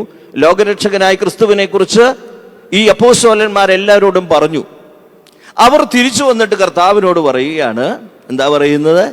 ഞങ്ങൾ നിന്റെ നാമത്തിൽ അത്ഭുതങ്ങൾ, അടയാളങ്ങൾ, രോഗികളെ സൗഖ്യമാക്കി എന്നൊക്കെ പറഞ്ഞു. കർത്താവ് ഇങ്ങനെ നോക്കി. എന്നിട്ട് നേരെ എങ്ങോട്ട് കൊണ്ടുപോയി? വിജന പ്രദേശത്തേക്ക് കൊണ്ടുപോയി. അവിടെ ചെന്നപ്പോൾ ശിഷ്യന്മാർ അമ്പരക്കാൻ തുടങ്ങി. എടാ, ഇവിടെ എന്തൊക്കെയോ ചെയ്തെന്നും പറഞ്ഞാണ് വന്നത്, ഇപ്പം എങ്ങോട്ട് കൊണ്ടുപോവുക? വിജന പ്രദേശത്തേക്ക്. അവിടെ ചെന്നിട്ട് കർത്താവ് തൻ്റെ ശിഷ്യന്മാരോട് പറയുകയാണ്, ഈ വന്നിരിക്കുന്ന ജനത്തിനെല്ലാം നിങ്ങൾ എവിടെ നിന്ന് കൊടുക്കണം? ഭക്ഷണം കൊടുക്കണം. ഈ വേദഭാഗത്ത് വായിച്ചപ്പോൾ ആദ്യ ഭാഗത്ത് അപ്പോസ്തലന്മാരെ കർത്താവ് അയക്കുന്നു, അവരുടെ ശുശ്രൂഷ അവർ ചെയ്യുന്നു, ജനങ്ങൾ ഇത് കണ്ട് സന്തോഷിക്കുന്നു. അതാണ് ആദ്യ ഭാഗം. ജനങ്ങളെല്ലാം അപ്പോസ്തലന്മാരായ 12 പേർ ചെന്ന് പ്രവർത്തിക്കുന്നത് കണ്ടിട്ട് ജനങ്ങളെല്ലാം എന്ത് ചെയ്തു? സന്തോഷിച്ചു, അവരുടെ കൂടെ കൂടി. ഇപ്പോഴാണ് ഇനി ശ്രദ്ധിക്കേണ്ടത്. ഞാൻ എപ്പോഴും ആശ്ചര്യപ്പെട്ടു, ഈ 5000 മനുഷ്യരെങ്ങനെയാണ് ഒരു ദിവസം ഇങ്ങനെ വരുന്നത്? ഇപ്പം നമ്മൾ മുഴുവനും മാർത്തോമൻ സംഗമത്തിന് കുറേ ദിവസമായി വിളംബര യാത്രയൊക്കെ നടത്തിയിട്ടാണ് നമ്മൾ വിചാരിക്കുന്നത് ഒരു 75,000 പേര് 1,00,000 പേര് വരുമെന്ന്. അന്ന് ഇങ്ങനെയുള്ള മീഡിയകളൊന്നും ഇല്ലുണ്ടോ? ഇല്ല. 12 ശിഷ്യന്മാരുടെ ജീവിതത്തിൽ നിന്ന് ക്രിസ്തു ആരാണെന്ന് പഠിച്ചിട്ട് അവർ എല്ലാവരും എങ്ങോട്ട് വന്നു? ഞാൻ ചിന്തിക്കുന്നത് ഈ 5000 മനുഷ്യരെങ്ങനെ വന്നതെന്നറിയാവോ? പ്രസംഗം കേൾക്കാൻ പോയി, അവരോട് പറഞ്ഞു, ഞങ്ങളുടെ നാഥനുണ്ട്, ആ ക്രിസ്തുവാണ് ഞങ്ങളെ അയച്ചിരിക്കുന്നത്, ആ ക്രിസ്തുവിനെ കുറിച്ചൊക്കെ നല്ല കാര്യങ്ങൾ പറഞ്ഞു, ദൈവത്തിൻ്റെ പുത്രനാണ്, അവനാണ് ലോകരക്ഷകൻ. ഇതെല്ലാം ആര് പ്രസംഗിച്ചു? അപ്പോസ്തലൻ. അവൻ്റെ നാമത്തിൽ അടയാളങ്ങൾ ചെയ്തു, പലരും സൗഖ്യപ്പെട്ടു. അപ്പോൾ അവർ ചോദിച്ചു, ഇതെങ്ങനാ? അതാ നാഥൻ്റെ ശക്തിയാണ് എന്നൊക്കെ പറഞ്ഞപ്പോൾ ജനങ്ങൾക്ക് തോന്നി, ഈ ക്രിസ്തു ആരാ? ഇവരെല്ലാവരും വന്ന് ഇങ്ങനെ പ്രസംഗിക്കുന്നു പലയിടത്ത് നിന്ന്. ഈ പ്രസംഗിക്കുന്ന ക്രിസ്തു ആരാണെന്നറിയാൻ അവരെന്ത് ചെയ്തു? ശിഷ്യന്മാരോട് ചോദിച്ചു. അവർ പറഞ്ഞു, വരാ, ഈ നമ്മുടെ ഫിലിപ്പോസ് പറഞ്ഞു, വന്ന് കാണുക എന്ന് പറഞ്ഞ് ഇവരെ എല്ലാം കൂടെ വിളിച്ചുകൊണ്ട് എങ്ങോട്ട് വന്നു. അപ്പോൾ എത്ര ജനസമൂഹമായി? ഈ 5000-ലധികം മനുഷ്യർ എങ്ങനെ വന്നു എന്ന് ചോദിച്ചപ്പോൾ എൻ്റെ മനസ്സ് പറയുന്നത്, കർത്താവിൻ്റെ ശിഷ്യന്മാർ എവിടെയൊക്കെയോ പ്രസംഗിച്ചു, തങ്ങൾക്കൊരു നാഥനുണ്ടെന്ന് പ്രസംഗിച്ചു. ഈ നാഥൻ ആരാണെന്നറിയാൻ ആര് വന്നു? ജനങ്ങളെല്ലാം വന്നു, അല്ലേ? അതായത് നമ്മളെ കണ്ടാൽ ക്രിസ്തുവിൻ്റെ അടുക്കിലേക്ക് ജനങ്ങൾ വരണം. ശിഷ്യന്മാരെ കണ്ടിട്ട്, ആ ശിഷ്യന്മാരുടെ പ്രവൃത്തികൾ കണ്ടിട്ട് ഈ ജനസമൂഹമെല്ലാം എങ്ങോട്ട് വന്നു? ഇവരുടെ നാഥൻ ആരാണെന്നറിയാം. അവർ പറഞ്ഞു, നാഥൻ ഒരാളുണ്ട്, ആളിൻ്റെ അടുത്തോട്ട് കൊണ്ടുപോവുക. അങ്ങനെ ഈ ജനസമൂഹം എല്ലാം കൂടി ഇങ്ങോട്ട് കൂടി വന്നു. എവിടെ വന്നു? എന്നിട്ട് കർത്താവിൻ്റെ അടുക്കൽ പറഞ്ഞു. കർത്താവ് ചോദിച്ചു, എന്താണ് മക്കളെ ചെയ്തത്? അപ്പോൾ അവർ പറഞ്ഞു, ഈ ജനത്തെ കണ്ടില്ലേ, ഇത്രയും പേരെ നേടിയെടുത്തത് ആരാ? വേദപുസ്തകത്തിൽ ഇത്രയൊന്നും എഴുതി വെച്ചിട്ടില്ല. ഇത്രയും പേരെ നേടിയെടുത്തത് ആരാ? ഞങ്ങളാ. അപ്പോൾ ചോദിച്ചു, കർത്താവ് ചോദിച്ചു, എന്താ ചെയ്തത്? ഞങ്ങൾ അടയാളങ്ങൾ ചെയ്തു, അത്ഭുതങ്ങൾ ചെയ്തു, രോഗികളെ സുഖപ്പെടുത്തി, എല്ലാം ചെയ്തു. ഇപ്പം കർത്താവ് വലിയ വാക്കുകളൊന്നും പറഞ്ഞില്ലേ. ജനങ്ങൾ നോക്കിയപ്പോൾ ജനങ്ങൾക്ക് ഇഷ്ടം ആരെയാ? അപ്പോസ്തലന്മാരെ ഇഷ്ടമാണ്. ഇപ്പം ഇവിടെ വന്നപ്പോൾ ആരെ കണ്ടു? യേശുക്രിസ്തുവിനെയും കണ്ടു. അപ്പോൾ വലിയൊരു ജനസമൂഹമായി. കർത്താവ് ഉടനെ ഒന്ന് നടന്നു. എങ്ങോട്ടാ? വിജന പ്രദേശത്ത്, ഒരു ഡെസേർട്ടിലേക്ക് നടന്നു. അത് ബെത്സൈദയിലെ ഒരു വിജന പ്രദേശമായിരിക്കാം. അങ്ങോട്ട് നടന്നു. യേശുക്രിസ്തു എന്താ ചെയ്തതെന്നറിയാവോ? ഈ ജനത്തെ എല്ലാം കൂടെ വിളിച്ചുകൊണ്ട് പോയി. ജനങ്ങൾക്ക് വിശ്വാസം ഉണ്ടാരെ? യേശുക്രിസ്തുവിനെ വിശ്വാസമാ? അപ്പോസ്തലന്മാരെ? എന്നാൽ ഈ വിജന പ്രദേശത്തേക്ക് ചെന്ന് കഴിഞ്ഞപ്പോൾ ശിഷ്യന്മാർക്ക് മനസ്സിലായി, കർത്താവ് ഒരു പണിയാ തരാൻ പോണേ, ഇല്ലേ? ഇല്ല, അവിടെ പോയപ്പോഴൊക്കെ അനുകൂല സാഹചര്യമായിരുന്നു. പ്രസംഗിച്ചു, ജനം കേട്ടു, സൗഖ്യം കൊടുത്തു. പക്ഷെ ഈ വിജന പ്രദേശത്ത് ചെന്ന് കഴിഞ്ഞാൽ കർത്താവ് ചോദിക്കാൻ പോകുന്ന കാര്യം കുറേ നേരം പ്രസംഗിച്ചു. ശിഷ്യന്മാരിരുന്ന് ആലോചിക്കുന്ന കർത്താവിൻ്റെ പ്രസംഗമല്ല. ഈ കർത്താവ് അവസാനം ഒരു പണി പറയും, നിങ്ങൾ ഇവർക്ക് ഭക്ഷണം കൊടുക്കണം. അപ്പോൾ ഞങ്ങൾ എവിടുന്ന് എടുത്ത് കൊടുക്കും? അവിടെ ആയിരുന്നപ്പോൾ രോഗികളെ സുഖപ്പെടുത്തി, സൗഖ്യപ്പെടുത്തി എന്നൊക്കെ പറഞ്ഞ് ഒരു അംഗീകാരം കിട്ടി. ജനങ്ങളുടെ മുമ്പിൽ ഇങ്ങനെ ഞങ്ങൾ മിടുക്കരാണെന്നും പറഞ്ഞ് കർത്താവിൻ്റെ അടുക്ക് വന്നതാ. കർത്താവ് പറഞ്ഞു, അങ്ങനത്തെ മിടുക്കൊന്നും വേണ്ട. ദൈവം ചിലപ്പോഴൊക്കെ നിങ്ങളുടെ കൂടെ പ്രവർത്തിക്കുന്നു എന്ന് വിചാരിച്ച് അതിൽ അഹങ്കരിക്കേണ്ട ആവശ്യമില്ല. കർത്താവ് വളരെ തന്ത്രപൂർവ്വം വിജന പ്രദേശത്തെ കൊണ്ടുപോയി. എന്താ ചോദിച്ചത്? ഇവിടെ നിങ്ങൾക്ക് വല്ലതും ചെയ്യാൻ പറ്റുമോ? ഇവിടെ നിങ്ങൾക്ക് വല്ലതും ചെയ്യാൻ? നമ്മുടെയൊക്കെ ജീവിതത്തിൽ ഇതൊക്കെ വരും കേട്ടോ. നമ്മുടെ ചില സന്ദർഭങ്ങളിൽ ഒന്നും ചെയ്യാൻ പറ്റാത്ത അവസ്ഥ വരും. അവിടെ ദൈവം ചോദിക്കുന്ന ചോദ്യം, ഇവിടെ നിങ്ങൾക്ക് വല്ലതും ചെയ്യാൻ പറ്റുമോ? അനുകൂലമായി നമ്മുടെ വീട്ടിലെ കുഞ്ഞുങ്ങൾക്ക് എല്ലാ അനുകൂല സാഹചര്യം എല്ലാം ഉണ്ട്, പഠിക്കുന്നു, മാർക്ക് മേടിക്കുന്നു, അതെല്ലാവർക്കും പറ്റും, അല്ലേ? എന്നാൽ ഈ സാഹചര്യങ്ങളില്ലാത്തൊരു അവസരത്തിൽ നിനക്ക് സാധിക്കുമോ? അവസരങ്ങൾ നിഷേധിക്കപ്പെട്ട സമയത്ത് സാധിക്കുമോ? ഇതാണ് ചോദ്യം. ഇവിടെ കർത്താവ് മിടുക്കനാ. കർത്താവ് പഠിപ്പിച്ചത് സാഹചര്യങ്ങൾ അനുകൂലമായിരിക്കുമ്പോൾ പ്രവർത്തിക്കുന്നതല്ല മിടുക്ക്, സാഹചര്യങ്ങൾ പ്രതികൂലമായിരിക്കുമ്പോൾ പ്രവർത്തിക്കുന്നതാണ് മിടുക്കെന്ന് പറയുന്നത്, അല്ലേ? നമ്മുടെയൊക്കെ കുഞ്ഞുങ്ങളെക്കുറിച്ച് നമ്മൾ പറയും, എൻ്റെ അച്ഛാ എൻ്റെ കുഞ്ഞുങ്ങളൊക്കെ ഭയങ്കര മിടുക്കരാ. എന്ത്? വീട്ടിൽ എല്ലാ സൗകര്യവും ഉണ്ട്. അവൻ കിടന്നാൽ കൂടെ കിടക്കാൻ അമ്മ, അതിന് കൂടെ കമ്പ്യൂട്ടർ, എല്ലാ സാധനവും ഉണ്ട്. ഇത് കഴിഞ്ഞിട്ട് നമ്മൾ പറയും എൻ്റെ കുഞ്ഞും ഭയങ്കര മിടുക്കാവും. കർത്താവ് പറയുന്നത് തൻ്റെ ശിഷ്യന്മാരോട് എന്താ പറഞ്ഞേ? ഇപ്പോൾ പരീക്ഷയുടെ കാലഘട്ടം അല്ലേ, എല്ലാ കുഞ്ഞുങ്ങളും പരീക്ഷയാണ്. സത്യം പറഞ്ഞാൽ പണ്ടൊന്നും അമ്മയപ്പന്മാർക്ക് ഇത്രയും ടെൻഷനൊന്നും ഇല്ലായിരുന്നു. പണ്ട് വേണേൽ പരീക്ഷയ്ക്ക് പോകും. ഇപ്പം പിള്ളേർ ഒരു തരിയൊക്കെ ആയതുകൊണ്ട് എല്ലാം ഇങ്ങനെ നോക്കിയിരിക്കുക, രാത്രിയും പകലും വെട്ടവും ഇട്ട് പിള്ളേരെ പഠിപ്പിക്കുക. എല്ലാവരും വലിയൊരു കോമ്പറ്റീറ്റീവ് വേൾഡിലാണ് ജീവിക്കുക. എല്ലാവരും ഇങ്ങനെ നോക്കിയിരിക്കുക. എല്ലാവരെയും വിളിച്ചു കഴിഞ്ഞാൽ കുഞ്ഞിനേക്കാൾ ഉറങ്ങാത്തത് അമ്മയപ്പനുമാണ് അല്ലേ? ഈ സാഹചര്യത്തിലാണ്. എന്നിട്ട് നമ്മൾ പറയും എൻ്റെ അച്ഛാ കുഞ്ഞ് മാർക്ക് മേടിച്ചു. യേശുക്രിസ്തു പഠിപ്പിച്ചത് എന്താ പഠിപ്പിച്ചത്? എടാ, സാഹചര്യങ്ങൾ അനുകൂലമായിരിക്കുന്നിടത്ത് പ്രവർത്തിക്കുക എന്നുള്ളതല്ല. സാഹചര്യങ്ങൾ പ്രതികൂലമായെടുത്ത് പ്രവർത്തിക്കുമ്പോഴാണ് അതിനൊക്കെ അർത്ഥമുള്ളൂ. അതുകൊണ്ട് ആദ്യം പഠിപ്പിക്കേണ്ടത് സാഹചര്യങ്ങൾ അനുകൂലമായെടുത്ത് തന്നെ പഠിപ്പിച്ചാൽ ജീവിതത്തിൻ്റെ പ്രതികൂലതകളിൽ നമ്മുടെ കുഞ്ഞുങ്ങളൊക്കെ തളർന്നു പോകും. യേശുക്രിസ്തു ശിഷ്യന്മാരെ അതാ പഠിപ്പിച്ചത്. ചെന്നപ്പോഴെല്ലാം ഭക്ഷണം കിട്ടി, വെള്ളം കിട്ടി, നല്ല സുഖമായിട്ടിരുന്നു. ആ സന്ദർഭത്തിൽ ചില അത്ഭുതങ്ങൾ ചെയ്തു എന്നതിലൊന്നും അഭിമാനിക്കണ്ട. ഈ വിജനമായ പ്രദേശത്ത് എന്തെങ്കിലും ചെയ്യാൻ പറ്റുമോ? ശിഷ്യന്മാരും മിടുക്കന്മാരാ. അവർക്ക് മനസ്സിലായി. നമ്മൾ ഈ വേദപുസ്തകം വായിക്കുമ്പോൾ എത്ര ഭംഗിയായിട്ടാണ് അവതരിപ്പിച്ചേക്കുന്നത്. കർത്താവിന് ശിഷ്യന്മാർ വിചാരിച്ചു ഈ അവസാനമാകുമ്പോൾ കർത്താവ് പറയും ഇവർക്ക് ഭക്ഷണം കൊടുക്കണം. അതിന് മുമ്പ് മിടുക്കന്മാരായ ശിഷ്യന്മാർ എന്ന് കർത്താവിനോട് പറഞ്ഞു, കർത്താവേ ഈ സ്ഥലം വിജനമാണ്, ഒത്തിരി നേരം ഇവിടെ ജനത്തെ ഇട്ടു കഴിഞ്ഞാൽ അവർക്ക് എന്ത് പറ്റും? അവർക്ക് തിരിച്ച് വീട്ടിലൊന്നും പോകാൻ പറ്റത്തില്ല. അതുകൊണ്ട് ഇവരെ പറഞ്ഞു വിടണം. കർത്താവ് മിടുക്കനാ. കർത്താവ് നിങ്ങൾ ഇവർക്ക് ഭക്ഷണം കൊടുക്കണം. അപ്പോഴത്തേന് ശ്വാസം ഉള്ളതെല്ലാം ശ്വാസം പോയി. അവരുടെ വലിയ മിടുക്കന്മാരായിട്ട് ജനത്തെ എല്ലാം വിളിച്ചോണ്ട് വന്നതാണ്. അത്ഭുതം ചെയ്തു, അടയാളം ചെയ്തു. മഹാമിടുക്കനായ ക്രിസ്തുവിനെ കാണിക്കാൻ വന്ന ക്രിസ്തു ഇത് ശിഷ്യന്മാർ വിചാരിച്ചു ഞങ്ങൾ ഇത്രയും പേരെ കൊണ്ടുവന്നു കഴിയുമ്പോൾ ക്രിസ്തു അങ്ങ് വിചാരിക്കുക എൻ്റെ ശിഷ്യന്മാർ ആരാ? നമ്മുടെ മക്കളെക്കുറിച്ചൊക്കെ നമ്മൾ അഭിമാനിക്കുന്ന പോലൊന്നും ക്രിസ്തു അഭിമാനിച്ചൊന്നുമില്ല. ക്രിസ്തു ഇത് കേട്ടിട്ടൊന്നും ചിരിച്ചൊന്നുമില്ല.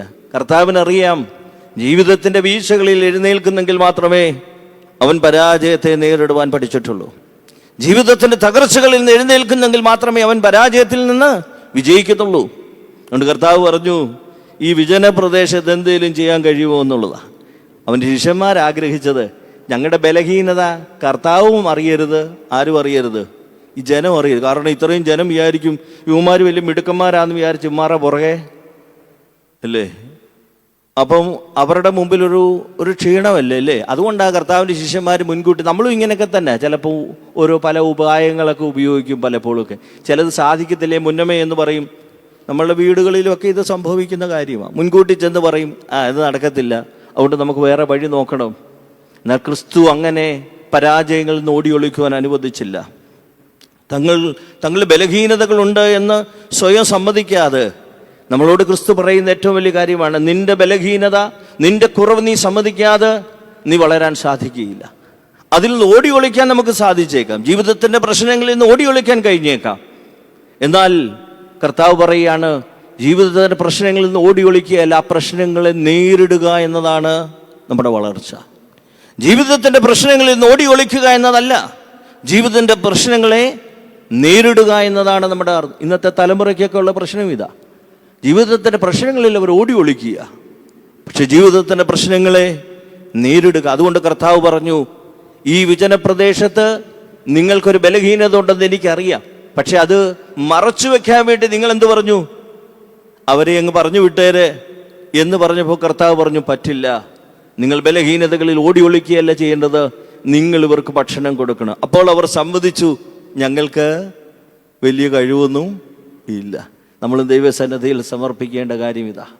നമ്മുടെ പല കഴിവുകൾ കൊണ്ട് ഉണ്ട് എന്ന് ചിന്തിക്കുന്ന പലതും ഇല്ല എന്ന് സമ്മതിക്കാനുള്ള മനസ്സാണ് നമുക്ക് വേണ്ടത്. ദൈവസന്നിധിയിൽ നിൽക്കുമ്പോൾ ദൈവമേ ഞാനുണ്ട് എന്ന് പറയുന്നത് മാറ്റുക. എനിക്ക് പലതിനും കഴിവില്ല എന്ന് അപ്പോസ്തലന്മാരെ പോലെ സമ്മതിക്കണം. ചിലപ്പോൾ നമുക്ക് ആദ്യമൊക്കെ ഒന്ന് നോക്കി ചിലപ്പോൾ വിജയിക്കാമെന്നൊക്കെ മുന്നോട്ട് പോകാൻ ശ്രമിക്കാം, പക്ഷേ ക്രിസ്തുവിൻ്റെ മുമ്പിൽ നമുക്കൊന്നും മറച്ചു വെക്കാൻ സാധിക്കില്ല. ജനങ്ങളുടെ മുമ്പിൽ മറയ്ക്കാം, ക്രിസ്തുവിൻ്റെ മുമ്പിൽ സാധ്യമാണ്. അതുകൊണ്ടാണ് ക്രിസ്തു പറഞ്ഞത് നിങ്ങൾ ഇവർക്ക് ഭക്ഷണം കൊടുക്കണം. എന്നാൽ ഈ ഭാഗം വായിച്ചപ്പോൾ നമ്മുടെ അപ്പോസ്തലന്മാർ പറഞ്ഞൊരു കാര്യം എന്നെ വളരെ ആശങ്കപ്പെടുത്തി. പോയ സ്ഥലം വിജനപ്രദേശമാണ്, പക്ഷെ കൂടെ ആരുണ്ട്? ക്രിസ്തു ഉണ്ട്. പക്ഷെ ക്രിസ്തു കൂടെ ഉണ്ടായിട്ട് അവരെല്ലാം പറഞ്ഞത് ഈ സ്ഥലം മരുഭൂമിയാന്ന. ക്രിസ്തു ഉള്ള സ്ഥലം മരുഭൂമിയാണോ? ഇതാണ് നമ്മൾ വളരാത്തത്. നമ്മളും എന്താ പറയുന്നത്, എല്ലാ ദിവസവും പള്ളിയിലൊക്കെ പോകും, എന്നാൽ ജീവിതത്തിൻ്റെ പ്രശ്നം വന്നു കഴിഞ്ഞപ്പോൾ നമ്മൾ പറഞ്ഞു എൻ്റെ വീടെല്ലാം ഓരോ മരുഭൂമിയാ, എൻ്റെ വീടെല്ലാം ദുഃഖമാ. പക്ഷെ എന്നും പ്രാർത്ഥിക്കുന്ന ആരോടാ? ക്രിസ്തുവിനോട്. ക്രിസ്തു കൂടെ നിൽക്കുകയും ക്രിസ്തു നിൽക്കുന്ന സ്ഥലത്തെ അപ്പോസ്തലന്മാർ വിളിച്ചത് എന്താ വിളിച്ചത്? ഇത് ഒരു ഡെസേർട്ടാണ്, ഇതൊരു വിജന പ്രദേശമാണ്. ഉണ്ട്, ഓർക്കുക, ക്രിസ്തു കൂടെയുള്ളപ്പോൾ നിന്റെ ജീവിതത്തിലെ ഒന്നും വിജന പ്രദേശമല്ല. ക്രിസ്തു നിന്റെ കൂടെ ഉണ്ടെങ്കിൽ, നീ പൂർണ്ണമായി വിശ്വസിക്കുന്നെങ്കിൽ നിന്റെ കൂടെ ആരില്ല, ആ സ്ഥലം മരുഭൂമിയല്ല. നിങ്ങൾക്കറിയാം, അബ്രഹാം ലോത്തും കൂടെ ഒന്ന് വിഭജിച്ചു പോകുന്ന സന്ദർഭത്തിൽ അബ്രഹാം എന്താ തിരഞ്ഞെടുത്തത്? മൊട്ടക്കുന്നുകൾ തിരഞ്ഞെടുത്തു. അതിനെക്കുറിച്ച് പിന്നീട് ഒരു അവസരത്തിൽ പറയാം. അതിൽ എനിക്ക് ഇഷ്ടം തോന്നിയത്, മൊട്ടക്കുന്നുകൾ തിരഞ്ഞെടുത്തതിനോട് ചേർന്ന് ആരുണ്ട്? ദൈവമുള്ളതാകിയാൽ അവൻ തിരഞ്ഞെടുത്ത ദേശം കനാൻ ദേശമായി മാറി. നിങ്ങൾ ശ്രദ്ധിച്ചാൽ അറിയാം, അബ്രഹാം തിരഞ്ഞെടുത്തത് മൊട്ടക്കുന്നുകളാണ്. പക്ഷെ അവിടെ എന്തുണ്ട്? ദൈവത്തെ അവൻ കൂടെ പിടിച്ചു. അതുകൊണ്ട് ആ മൊട്ടക്കുന്നുകൾ കനാൻ ദേശമായി മാറി. ഇല്ലേ? ലോത്ത് ഫലഭൂഷ്ടമായത് തിരഞ്ഞെടുത്തു. പക്ഷെ എന്ത് സംഭവിച്ചു? അവിടെ ദൈവത്തിന്റെ സാന്നിധ്യം കുറഞ്ഞതുകൊണ്ട് ആ മനോഹരമായ ദേശം എന്തായി മാറി? മരുഭൂമിയായി മാറി. ഒന്നോർക്കുക, നിങ്ങളുടെ സ്ഥലം മരുഭൂമിയായിക്കൊള്ളട്ടെ, നിങ്ങളുടെ സ്ഥലം വിജന പ്രദേശമായിക്കൊള്ളട്ടെ, നിങ്ങളുടെ ദുഃഖങ്ങൾ മരുഭൂമിക്ക് സമാനമായിക്കൊള്ളട്ടെ, ഒറ്റ ഉത്തരം, അവിടെ ക്രിസ്തു നിന്റെ കൂടെയുണ്ടെങ്കിൽ ആ വിജന പ്രദേശം മരുഭൂമിയല്ല, അത് കനാൻ ദേശമായി മാറും. എന്നാൽ നിന്റെ കൈകളിൽ എല്ലാം ഉണ്ടെങ്കിലും ക്രിസ്തുവില്ല എങ്കിൽ അത് സോദോം ഗൊമോറയായി മാറും. ഓർക്കുക. അതുകൊണ്ട് കർത്താവ് തൻ്റെ ശിഷ്യന്മാരിൽ ഞാൻ ആരോപിക്കുന്നത് ഇതാണ്. ക്രിസ്തുവിനോട് പറയുകയാണ്, ഈ സ്ഥലം വിജന. അപ്പോൾ ക്രിസ്തു ചിന്തിച്ച് കാണും, ഞാൻ കൂടെ നിന്നിട്ട് ഇവർക്ക് തോന്നുന്നത് ഈ സ്ഥലം മരുഭൂമിയാണെന്ന്. ദൈവം കൂടെയുള്ള സ്ഥലത്തെ നമുക്ക് ദൈവം നമ്മുടെ കൂടെ ഇല്ലാതാകുമ്പോൾ അത് മരുഭൂമിയായി മാറുമെന്നുള്ളതാണ്. അതുകൊണ്ട് ജീവിതത്തിൻ്റെ പ്രശ്നങ്ങളിൽ നിന്ന് ആമുഖത്തിൽ പറഞ്ഞതുപോലെ ഓടി ഒളിക്കുകയല്ല. ശിഷ്യന്മാരോട് നിങ്ങൾ ഇവർക്ക് ഭക്ഷണം കൊടുക്കണമെന്ന് കർത്താവ് പറയുകയാണ്. അപ്പോൾ കർത്താവ് ചോദിക്കുന്നത് നിങ്ങളുടെ കയ്യിൽ എന്തുണ്ടെന്ന്. എപ്പോഴും കർത്താവിൻ്റെ ചോദ്യമാണ്, നിങ്ങളുടെ കയ്യിൽ എന്തുണ്ട് എന്നൊരു ചോദ്യം ക്രിസ്തു പലപ്പോഴും ചോദിക്കും. അതിൻ്റെ അർത്ഥം എന്താ? നീ പുതുതായിട്ടൊന്നും ഉണ്ടാക്കണ്ട. ദൈവം എനിക്ക് നൽകിയിട്ടുള്ളത് ബുദ്ധിയാകാം, ജ്ഞാനമാകാം, അറിവാകാം, ധനമാകാം, സമ്പത്താകാം. ഇത് നീ ദൈവസന്നിധിയിൽ കൊടുക്കാൻ തയ്യാറുണ്ടോ? അതിനെയാണ് ദൈവം അതിശയകരമായി മാറ്റുന്നത്. ഇവിടെ ജനത്തിന് വേണ്ടത് എന്താ? ഭക്ഷണമാകയാൽ കർത്താവ് എന്ത് ചെയ്തു? ആ അപ്പത്തെ വാഴ്ത്തി കൊടുക്കുന്നു എന്നുള്ളത്. അതുകൊണ്ട് നിങ്ങൾക്കുള്ളത് എന്തുണ്ട് എന്നത് കർത്താവിൻ്റെ ചോദ്യമാണ്. നമുക്ക് ദൈവം നൽകിയിട്ടുള്ളത് ദൈവസന്നിധിയിൽ നൽകുക, ദൈവം അതിനെ ഫലപ്രദമാക്കുമെന്നുള്ളതാണ്. നമ്മുടെ ജീവിതത്തിൽ ഓർക്കുക, അത് ബുദ്ധിയാകാം, ജ്ഞാനമാകാം, അറിവാകാം, എന്തുമായിക്കൊള്ളട്ടെ, എല്ലാ വസ്തുക്കളും ദൈവം നമുക്ക് തന്നിട്ടുള്ളതെല്ലാം അത് ദൈവസന്നിധിയിൽ ദൈവത്തിൻ്റെ ദാനമായി കണ്ട് ദൈവസന്നിധിയിൽ കൊടുക്കാൻ കഴിയുമോ? അവിടെ ദൈവം എന്ത് ചെയ്യും? അവിടെ ദൈവം അത്ഭുതങ്ങളെ പ്രവർത്തിക്കുമെന്നുള്ളതാണ്. പക്ഷെ നമുക്കുള്ള പ്രശ്നം, ഇതുകൊണ്ട് എന്ത് പറ്റും? നമ്മുടെ പ്രശ്നം ഈ അഞ്ചപ്പത്തെ പോലെ, ഈ അപ്പം കൊണ്ട് എന്തോ നടക്കും? നമ്മളെപ്പോഴും ബുദ്ധിയിലാണ് ജീവിക്കുന്നത്. ഈ ബുദ്ധിക്കപ്പുറത്തേക്ക് വരണമെന്നുള്ളതാണ് കർത്താവ് പറയുന്നത്. എന്നാൽ ഞാൻ മുമ്പേ പറഞ്ഞതുപോലെ ശിഷ്യന്മാർ അവരുടെ പരിമിതികളെ ദൈവസന്നിധിയിൽ സമർപ്പിച്ചു. നിങ്ങൾക്കുള്ളതിൽ നിന്ന് പ്രവർത്തിക്കുവാൻ ദൈവത്തിന് കഴിയുമെന്ന് ക്രിസ്തുവും കാണിച്ചു. നാം നമ്മുടെ പരിമിതികളെ ദൈവസന്നിധിയിൽ സമർപ്പിച്ചു കഴിഞ്ഞാൽ എന്ത് സംഭവിക്കും? എന്ത് സംഭവിക്കും? ദൈവം ചിലതൊക്കെ പ്രവർത്തിക്കാൻ, എനിക്ക് പരിമിതികളില്ല, എനിക്ക് കുറവുകളില്ല എന്ന് നീ പറഞ്ഞാൽ നിനക്ക് ദൈവത്തിന് അവിടെ പ്രവർത്തിക്കാൻ സാധിക്കുകയില്ല. ഉണ്ട്, പടകിലില്ലാതിരിക്കുന്നിടത്താണ് ക്രിസ്തു കയറുന്നത്. പടകിൽ മുഴുവനും നിറഞ്ഞിരിക്കുകയാണെങ്കിൽ ദൈവത്തിന് അതിൻ്റെ മേൽ കയറാൻ സാധിക്കുക. നിന്റെ പടകിൽ ഒന്നുമില്ലാതിരിക്കുമ്പോഴാണ് ദൈവം എവിടെ കയറുന്നത്? നിങ്ങൾക്കറിയാം, ശീമോൻ പത്രോസ് രാത്രി മുഴുവൻ അധ്വാനിച്ച് ഒന്നുമില്ല. ആ പടകിലാണ് ആര് കയറിയത്? ക്രിസ്തു കയറിയത്. കാരണം ആ പടകിൽ മീൻ നിറഞ്ഞിരുന്നെങ്കിൽ കർത്താവിന് കയറാൻ പറ്റുമോ? ഉണ്ട്, നിന്റെ ജീവിതത്തിൽ ഇല്ല എന്ന് സമ്മതിക്കുന്ന സ്ഥലത്താണ് ദൈവം തൻ്റെ അദൃശ്യകരങ്ങളെ നീട്ടുന്നത് എന്നത് മറക്കരുത്. ഇവിടെ ഞാൻ പറഞ്ഞത് ശിഷ്യന്മാർക്ക് മനസ്സിലായി, അവർ അവരുടെ പരിമിതികളെ സമ്മതിച്ചു. അവർ വേഗത്തിൽ തൻ്റെ ഈ ജനങ്ങളെ ഒന്ന് പറഞ്ഞുവിട്ട് ജനങ്ങളുടെ മുമ്പിൽ തങ്ങൾക്ക് കഴിവില്ല എന്നുള്ള അതൊന്നും വരാതിരിക്കാൻ വേണ്ടി അവർ ചില പുതിയ വഴികളൊക്കെ ആരോപിച്ചില്ലേ. ദൈവത്തോട് പറഞ്ഞു, ദൈവമേ മരുഭൂമിയെ എളുപ്പം ഇവരെ പറഞ്ഞു വിടണം. കർത്താവ് പറഞ്ഞു, നിങ്ങൾ ഇവർക്ക്. അപ്പോൾ അവർക്ക് അവരുടെ പരിമിതികളെ ബോധ്യപ്പെട്ടു. ഈ ജനത്തെയൊക്കെ അവർ വിളിച്ചുകൊണ്ട് വന്നതാ. ഇത്രയും അത്ഭുതങ്ങൾ ചെയ്തുകൊണ്ട് വന്നെങ്കിലും അത് അനുകൂലമായ സാഹചര്യത്തിൽ ചെയ്ത അത്ഭുതങ്ങളാണ്, പ്രതികൂലതകളിൽ അവർക്ക് ചെയ്യുവാനായിട്ട് സാധിച്ചത്. അതുകൊണ്ട് ദൈവമുള്ള സ്ഥലത്തെ മരുഭൂമി എന്ന് അവർക്ക് തോന്നിയെങ്കിലും ദൈവം അതിനെ മാറ്റിമറിക്കുക. എന്നാൽ കർത്താവ് അവിടെ പറയുന്ന ഒരു കാര്യം, തങ്ങളുടെ കയ്യിൽ സമ്പാദ്യങ്ങൾ ഉണ്ടായിരുന്നു, ചെറിയൊരു ധനമുണ്ടായിരുന്നു. ആ ധനത്തിലൂടെ അവരെ തൃപ്തിപ്പെടുത്തുവാൻ കഴിയില്ലെന്ന് ശിഷ്യന്മാര് പറയുന്നൊരു സന്ദർഭമുണ്ട്. അതിൽ ചില ശിഷ്യന്മാർ വന്ന് പറയുകയാണ്, കർത്താവേ ഞങ്ങളുടെ കയ്യിൽ അല്പം പണമൊക്കെ ഉണ്ട്, അതുകൊണ്ട് ഇവരെ തൃപ്തിപ്പെടുത്താനായിട്ട് സാധിക്കില്ല. ഇടയ്ക്കിടയ്ക്ക് നമുക്ക് ഒരു ബോധ്യം വേണ്ടതായത്, നമ്മുടെ കയ്യിലിരിക്കുന്ന ധനം, നമ്മുടെ കയ്യിലിരിക്കുന്ന സൗന്ദര്യം, നമ്മുടെ കയ്യിലിരിക്കുന്ന പലതും ഒന്നുമല്ല എന്ന് ശിഷ്യന്മാരെ പോലെ ചിലക്കൊക്കെ അതുകൊണ്ട് ഇത്രയൊക്കെ കാര്യങ്ങളെ സാധിക്കുകയുള്ളൂ എന്നുള്ള ഒരു ഉൾവിളി, ഒരു ചിന്ത നമുക്ക് വേണം. എന്നാൽ ദൈവത്തിൻ്റെ മനോഭാവമാണ് നമ്മൾ പഠിക്കേണ്ടത്. എന്താ ദൈവത്തിൻ്റെ മനോഭാവം? നിങ്ങൾ ശ്രദ്ധിച്ചോ? നിങ്ങൾ ഇവർക്കെല്ലാം ഭക്ഷണം, ഒരുത്തന് പോലും ഭക്ഷണം കൊടുക്കാതെ വിടരുത്. ദൈവത്തിൻ്റെ വലിയ മനോഭാവമാണ് നമുക്ക് വേണ്ടത്. എന്താ, ഞാൻ ചിലപ്പോൾ വിചാരിക്കും 99 ആടും കഴിഞ്ഞ മാസത്തെ എൻ്റെ ഒരു പ്രഭാഷണത്തിൽ ഞാനത് കൊണ്ടുവന്നിരുന്നു. 99 ആടും ഒരാടും എന്നുള്ളതാ.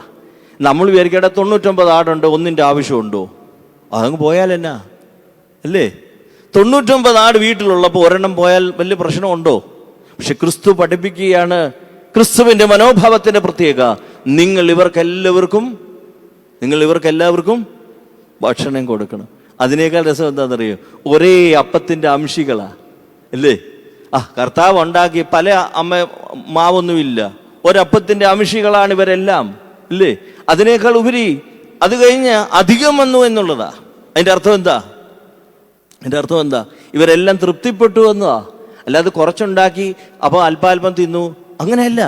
അവരുടെ ക്രിസ്തുവിൻ്റെ മനോഭാവം ഇവർക്കെല്ലാവർക്കും ഭക്ഷണം തൃപ്തിപ്പെടുത്തണം, ഈ മനോഭാവം. അതുകൊണ്ട് 99 ഉണ്ട് എന്നുള്ളതല്ല, ഒന്നിന് പോലും അതിൻ്റെ കുറവ് അനുഭവപ്പെടരുത് എന്നുള്ളതാണ് ക്രിസ്തുവിൻ്റെ പ്രഖ്യാപനം.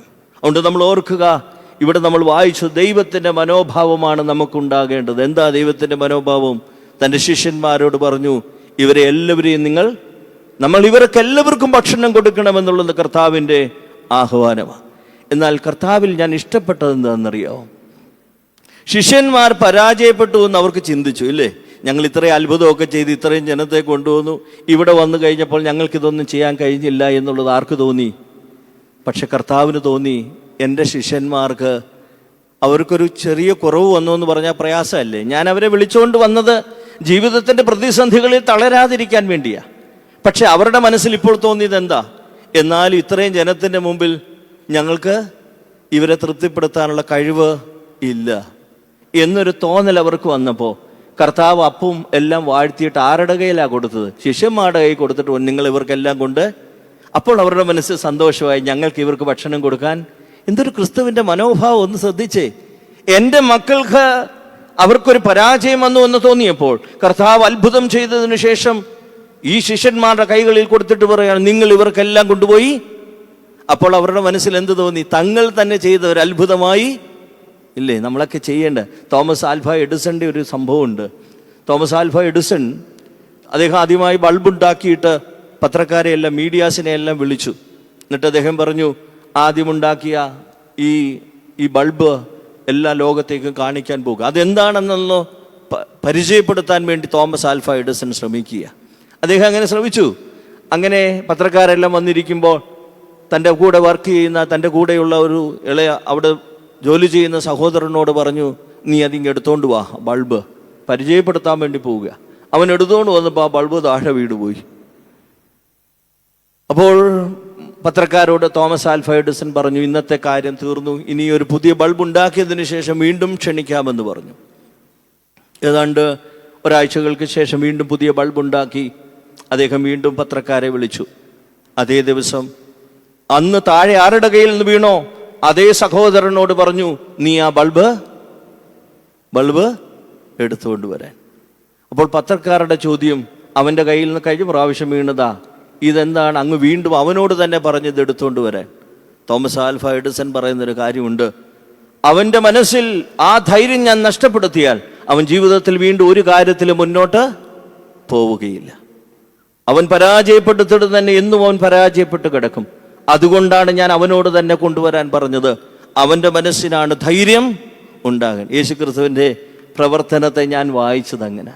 അദ്ദേഹം തൻ്റെ ശിഷ്യന്മാരുടെ കൈകളിൽ അപ്പം കൊടുത്തിട്ട് പറഞ്ഞു, നിങ്ങൾ പരാജയപ്പെട്ടു എന്നൊരിക്കലും ചിന്തിക്കരുത്. നിങ്ങളുടെ നാഥൻ കൂടെയുള്ളിടത്തോളം നിങ്ങൾക്ക് പരാജയമില്ല. മുഴുവൻ പേർക്കും ഭക്ഷണം കൊടുക്കുവാൻ തക്കവണ്ണം അവിടെ വഴി ഒരുക്കുക. എന്നാൽ ശിഷ്യന്മാർ പരാജയപ്പെടുത്തു എന്ന ചിന്തയിൽ നിന്ന് അവരുടെ മനസ്സിനെ മാറ്റിയെടുക്കാൻ ആർക്ക് കഴിഞ്ഞു? ക്രിസ്തുവിന് കഴിഞ്ഞു എന്നുള്ളതാണ്. നിങ്ങൾ ശ്രദ്ധിച്ചാൽ അറിയാം, ഈ ഭക്ഷണത്തിന് മുമ്പ് പ്രാർത്ഥിക്കുന്ന രീതി നമുക്കുണ്ടല്ലേ? ഇല്ലേ? ഉണ്ടോ? നമ്മൾ ചിലപ്പോൾ ഹോട്ടലിൽ പോയാൽ പ്രാർത്ഥിക്കത്തില്ല, കാരണം അത് വല്ലവരും കാശ് കൊടുത്ത് തിന്നുന്നതല്ലേ. പക്ഷേ നമ്മളുടെ മനസ്സിൽ ക്രിസ്തു പഠിപ്പിക്കുന്ന, നീ വീട്ടിലിരുന്ന് ഭക്ഷണം കഴിച്ചാലും എവിടെ പോയി കഴിച്ചാലും എന്ത് ചെയ്യണം? നമ്മുടെ പ്രശ്നം കാശ് കൊടുക്കുമ്പോൾ പിന്നെ എന്തിനാ അച്ഛാ പ്രാർത്ഥിക്കുന്നില്ല? കാശ് കൊടുത്താൽ എന്നാടാ? ഭക്ഷണം കഴിക്കുമ്പോൾ എന്ത് ചെയ്യണം? പ്രാർത്ഥിക്കണം. കർത്താവ് ഈ അത്ഭുതമൊക്കെ ചെയ്യുമ്പോൾ ആദ്യം ചെയ്ത് എന്താ? മുകളിലേക്ക് നോക്കി പ്രാർത്ഥിക്കും. അത് ഗലീലായിലെ കാനാവിൽ ചെന്നപ്പോൾ അദ്ദേഹം, ശരിയാണ്, അവിടെ ഉദ്ദേശം എന്തുവാ? ഈ ജനത്തിന് മുഴുവനും തൃപ്തിപ്പെടണം, ഭക്ഷണം തരണം, നല്ല ഭക്ഷണം ഉണ്ടാക്കണമെന്ന് മാത്രമല്ലാണോ, ഇവർക്ക് മുഴുവനും ഭക്ഷണം ലഭിക്കണം എന്നതാണ് പ്രാർത്ഥന. നമ്മുടെയൊക്കെ പ്രാർത്ഥന അത് തന്നെ. നമ്മളൊരു പെരുന്നാളിനൊക്കെ പ്രാർത്ഥിക്കുന്ന എന്തിനാ?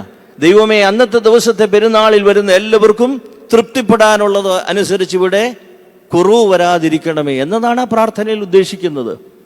അതുകൊണ്ടാണ് നമ്മൾ എല്ലാത്തിനും പ്രാർത്ഥിക്കുന്നത്.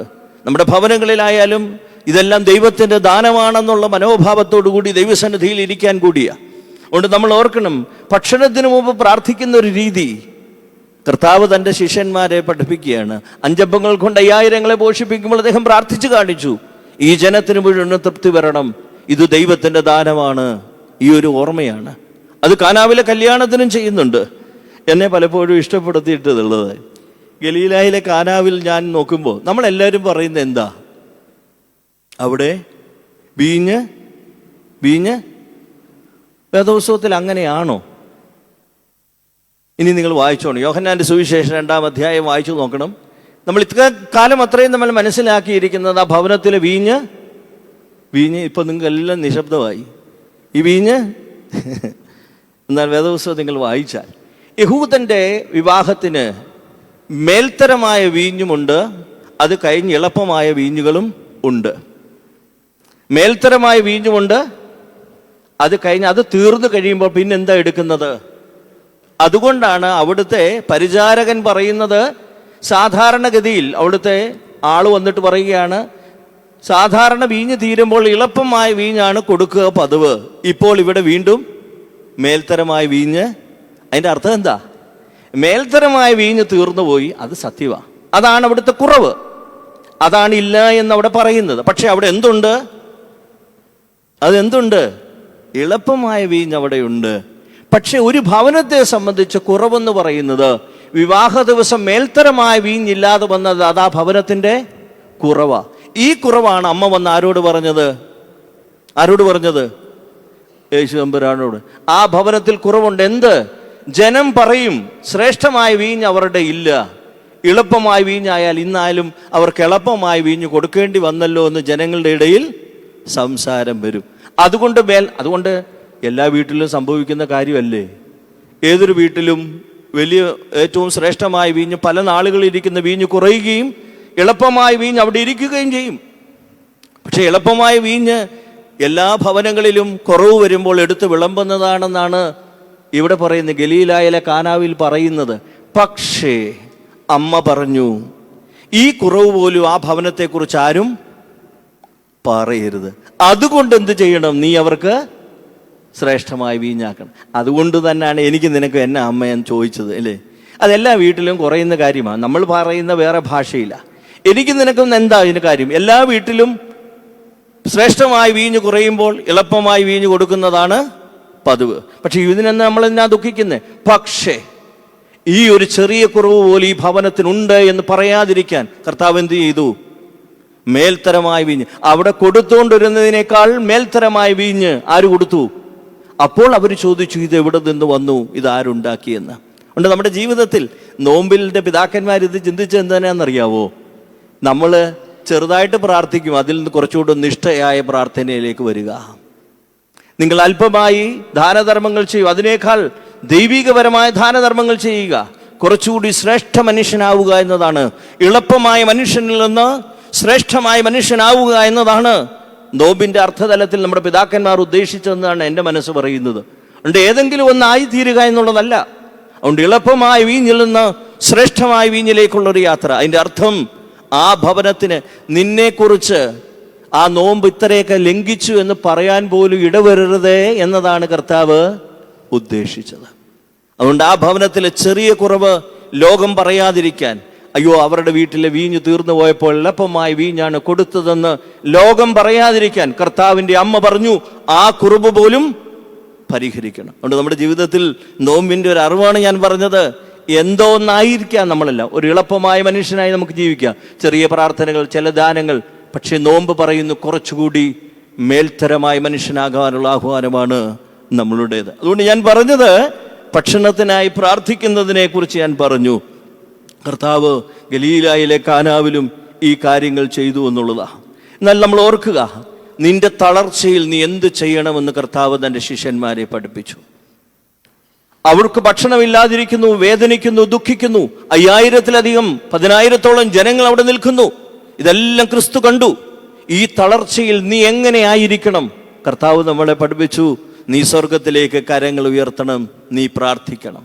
അതുകൊണ്ട് ജീവിതത്തിൽ നമ്മളെ കർത്താവ് പഠിപ്പിച്ച കാര്യമാണ്, ജീവിതത്തിൻ്റെ പ്രതിസന്ധികളിൽ നീ തളരുമ്പോൾ ആ അപ്പം എടുത്തു വെച്ച് മുകളിലേക്ക് കൈനീട്ടിയിട്ട് അദ്ദേഹം പ്രാർത്ഥിച്ചതുപോലെ ജീവിതത്തിൻ്റെ ദുഃഖ സന്ദർഭങ്ങളിൽ ഞാനും നിങ്ങളും ചെയ്യേണ്ടത് എന്താ? ദൈവസന്നിധിയിലേക്ക് കരങ്ങൾ ഉയർത്തി. ഇതൊക്കെ കർത്താവ് നമ്മളെ പഠിപ്പിച്ചു. അവൻ തളർച്ചയെ നീ ഉയരത്തിലേക്ക് നോക്കി ഉയർത്തി പ്രാർത്ഥിച്ചാൽ നിശ്ചയമായും ദൈവം പ്രവർത്തിക്കുമെന്നുള്ളതാണ്. അതുകൊണ്ട് നമ്മൾ ഓർക്കുക, ഇതിൻ്റെ തെളിവാണ് ക്രിസ്തു അപ്പവും ആ 2 മീനും എടുത്തിട്ട് വാഴ്ത്തി നുറുക്കി എന്നൊക്കെ പറയുന്നത്. ഉണ്ടോർക്കുക, നിന്റെ തളർച്ചയിൽ നീ ഉയരത്തിലേക്ക് കൈ ഉയർത്തി പ്രാർത്ഥിക്കുമ്പോൾ നിന്റെ ജീവിതത്തിൻ്റെ പ്രശ്നങ്ങൾക്ക് നിശ്ചയമായും ഉത്തരമുണ്ട് എന്നുള്ളതാണ് കർത്താവ് നമ്മളെ പഠിപ്പിക്കുന്നത്. അതായത് കർത്താവ് പറയുന്നു, ഈ എല്ലാ മനുഷ്യരെയും നീ തൃപ്തിപ്പെടുത്തണം. എൻ്റെ അവസാനമായി യോഹന്നാൻ്റെ സുവിശേഷവും കൂടെ പറയാം, കാരണം അല്ലെങ്കിൽ ഇനി 10 മിനിറ്റുകൾ എൻ്റെ മനസ്സിൽ ഇനിയുള്ളൂ. യോഹന്നാൻ്റെ സുവിശേഷം 6-ാം അധ്യായം 1 മുതൽ 14 വരെയുള്ള വാക്യങ്ങളിലാണ് അവസാനമായും 5 അപ്പങ്ങൾ കൊണ്ട് 5000-ങ്ങളെ പോഷിപ്പിച്ചതിൻ്റെ സംഭവം യോഹന്നാൻ പറയുന്നത്. 3 സുവിശേഷകന്മാരെ കുറിച്ച് ഞാൻ പ്രതിപാദിച്ചു, അതിൻ്റെ ഒരു അല്പമായ ആഴം പറയാൻ ശ്രമിച്ചു. യോഹന്നാൻ്റെ സുവിശേഷം 6-ാം അധ്യായത്തിൽ സാഹചര്യം ഒത്തിരി വ്യത്യാസമാണ്. 3 സന്ദർഭങ്ങൾ ഞാൻ പറഞ്ഞു. മത്തായി ശ്ലീഹായുടെ സുവിശേഷത്തിൽ എന്താണ് പറയുന്നത്? യോഹന്നാൻ മരിച്ചു കഴിഞ്ഞപ്പോൾ കർത്താവ് മാറിപ്പോകുന്നു, അവിടേക്ക് ജനങ്ങൾ വരുന്നു. രണ്ടാമത് മർക്കോസിന്റെ സുവിശേഷത്തിലേക്ക് വരുമ്പോൾ എന്താ പറയുന്നത്? കർത്താവിന്റെ ശിഷ്യന്മാര് യോഹന്നാൻ മരിച്ചു കഴിഞ്ഞ് വന്നപ്പോൾ വലിയ തിരക്കായി ജനങ്ങളെല്ലാം. കർത്താവ് വേറിട്ട് ഭക്ഷണം കഴിക്കാൻ പോകുമ്പോൾ ജനങ്ങൾ അവിടേക്ക് പോകുന്നു. ലൂക്കോസിന്റെ സുവിശേഷത്തിലേക്ക് വന്നപ്പോൾ എന്താ കാണുന്നത്? അപ്പോസ്തലന്മാർ അത്ഭുതങ്ങൾ ചെയ്ത് തിരിച്ചു വന്നപ്പോൾ കർത്താവ് പറഞ്ഞു, ഞങ്ങൾ ഒത്തിരി അത്ഭുതങ്ങൾ ചെയ്തു, അടയാളങ്ങൾ ചെയ്തു എന്ന് പറഞ്ഞപ്പോൾ കർത്താവ് അവരെ വിജനപ്രദേശത്തെ കൊണ്ടുപോയി. നിങ്ങൾ ഇവർക്ക് ഭക്ഷണം കൊടുക്കണമെന്ന് പറയുന്നു. എന്നാൽ യോഹന്നാന്റെ സുവിശേഷം തികച്ചും വ്യത്യസ്തമാണ്. യോഹന്നാന്റെ സുവിശേഷം 6-ാം അധ്യായത്തിൽ നാം വായിക്കുന്നത്, കർത്താവ് ഒരു വലിയ ജനസമൂഹം വരുന്നത് കണ്ടു. ഇസ്രായേലിൽ അന്ന്, യഹൂദ ദേശത്തന്ന്, യെരുശലേമിൽ അന്ന് പെസഹ പെരുന്നാളായിരുന്നു. ഒരു വലിയ ജനസമൂഹം പെസഹ പെരുന്നാളിനായി വരുന്നു. ഈ വരുന്ന ജനസമൂഹത്തെ കണ്ടിട്ട് കർത്താവ് അവരെ പരീക്ഷിച്ചുകൊണ്ട് ചോദിക്കുന്നു, ഈ വരുന്ന ജനത്തിന് ഭക്ഷണം കൊടുക്കണം. ഫിലിപ്പോസിനോട് പറയുന്നു. ഇതാണ് സന്ദർഭം. മനസ്സിലായോ? 4 സുവിശേഷകരും 4 സാഹചര്യത്തിലാണ് ഈ പുസ്തകത്തെ എഴുതിയിരിക്കുന്നത്. ഞാൻ പറഞ്ഞു, മത്തായി ശ്ലീഹായുടെ ഉദ്ദേശം യോഹന്നാനു ശേഷം ക്രിസ്തു, ആ പ്രവർത്തനങ്ങൾ യഹൂദന്മാരുടെ രക്ഷകനായി ക്രിസ്തു ഉണ്ടെന്നുള്ളതാണ്. മർക്കോസിന്റെ സുവിശേഷത്തിലാകുമ്പോഴും അശരണർക്കും തള്ളപ്പെട്ടവർക്കും ക്രിസ്തുവിന് വിശപ്പുള്ളപ്പോൾ മാറ്റിയിട്ട് അവർക്ക് വേണ്ടി കരുതുന്നവനെന്ന. ലൂക്കോസിന്റെ സുവിശേഷമായപ്പോഴും കർത്താവ് പരാജയപ്പെടുന്ന സമൂഹത്തെ വിജയിപ്പിച്ചുകൊണ്ടുള്ള തൻ്റെ മനോഭാവത്തെക്കുറിച്ചാണ്. എന്നാൽ യോഹന്നാന്റെ സുവിശേഷത്തിൽ പറയുന്നത് ദൈവശാസ്ത്രപരമായിട്ടാണ്. എന്താണെന്നറിയാമോ? പെസഹ പെരുന്നാളിന് ഓർമ്മ എന്താ? നിങ്ങൾക്കറിയാം, മിസ്രൈമിൽ നിന്ന് ഇസ്രായേൽ മക്കൾ ഓടിപ്പോയതാണ് പെസഹായുടെ ദിവസം, അല്ലേ? അവർ കനാൻ ദേശത്തേക്ക് മിസ്രൈമിൽ നിന്ന് പോവുകയാണ്. അതായത് സംഹാരദൂതന്റെ കടന്നുപോക്കുണ്ട്. അവിടെ നിന്ന് വിജയിച്ചവർ അവർ വീണ്ടും എങ്ങോട്ട് പോവുകയാ? കനാൻ ദേശത്തേക്ക്. അപ്പോൾ അവർക്ക് മരുഭൂമിയിൽ ഭക്ഷണമില്ല, അല്ലേ? ഭക്ഷണമില്ലാത്തവർക്ക് മരുഭൂമിയിൽ എന്ത് കൊടുത്തു? ഭക്ഷണം കൊടുത്തു. അത് മോശയിലൂടെ മന്നയായും കാടപ്പക്ഷിയായും ഒക്കെ കൊടുക്കുന്നുണ്ട്. ഇവിടെ പുതിയ നിയമത്തിലെ ക്രിസ്തു പഠിപ്പിക്കുകയാണ്, യോഹന്നാൻ പഠിപ്പിക്കുകയാണ്. പെസഹായുടെ ദിവസം ഒരു വലിയ ജനസമൂഹം വന്നു നിൽക്കുന്നു. അവരെ കണ്ടപ്പോൾ കർത്താവിന് ഓർത്തു, ഇവരെ ബോധ്യപ്പെടുത്തണം പുതിയ ഇസ്രായേലിന്റെ നായകനായ ക്രിസ്തു ആരാണ്, ദൈവപുത്രനായ ക്രിസ്തു ആരാണെന്ന് ഇവരെ പരിചയപ്പെടുത്തണം. അവരെങ്ങോട്ടാ പോകുന്നത്? യെരുശലേമിലേക്ക് പോവുകയാണ് പെസഹായുടെ ആചരണത്തിനായി. അവരെ കണ്ടിട്ട് ക്രിസ്തു മരുഭൂമിയിലെ മോശയുടെ ഓർമ്മപ്പെടുത്തൽ നടത്തുകയാണ്. ദൈവപുത്രനായ ക്രിസ്തുവാണ് ഈ ഭൂമിയിൽ വന്നിരിക്കുന്നത് എന്നത് കാണിക്കാൻ വേണ്ടിയാണ് കർത്താവ് എന്ത് ചെയ്തത്? 5000-ങ്ങൾക്ക് അവർക്കും മരുഭൂമിയിൽ ദൈവം അതല്ലേ ചെയ്തത്? മരുഭൂമിയിൽ മന്ന കൊടുത്തതുപോലെയും മരുഭൂമിയിൽ കാടപ്പക്ഷിയെ കൊടുത്തതുപോലെയും ഇവിടെ ഇവർക്ക് എന്തില്ല? ഭക്ഷണമില്ലാതിരിക്കുന്നു.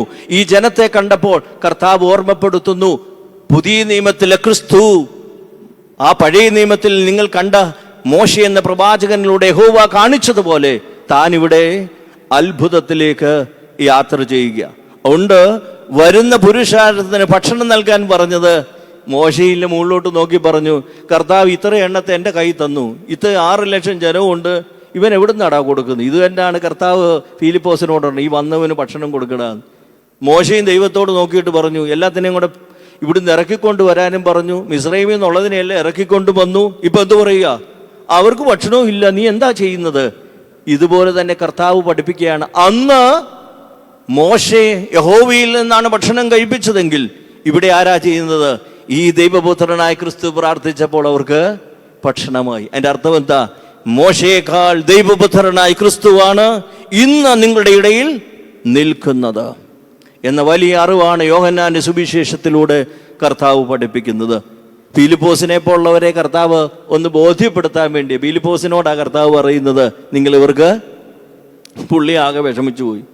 ഈ ജനത്തെ എല്ലാം കണ്ടു കഴിഞ്ഞപ്പോൾ കർത്താവ് പറയും, നീ ഇവർക്ക് ഭക്ഷണം കൊടുക്കണം. ഫിലിപ്പോസ് പറഞ്ഞു, ആകെ ഇച്ചിരി പൈസ കയ്യിലുള്ളൂ, ഇതുകൊണ്ട് വല്ലതും നടക്കുമോ?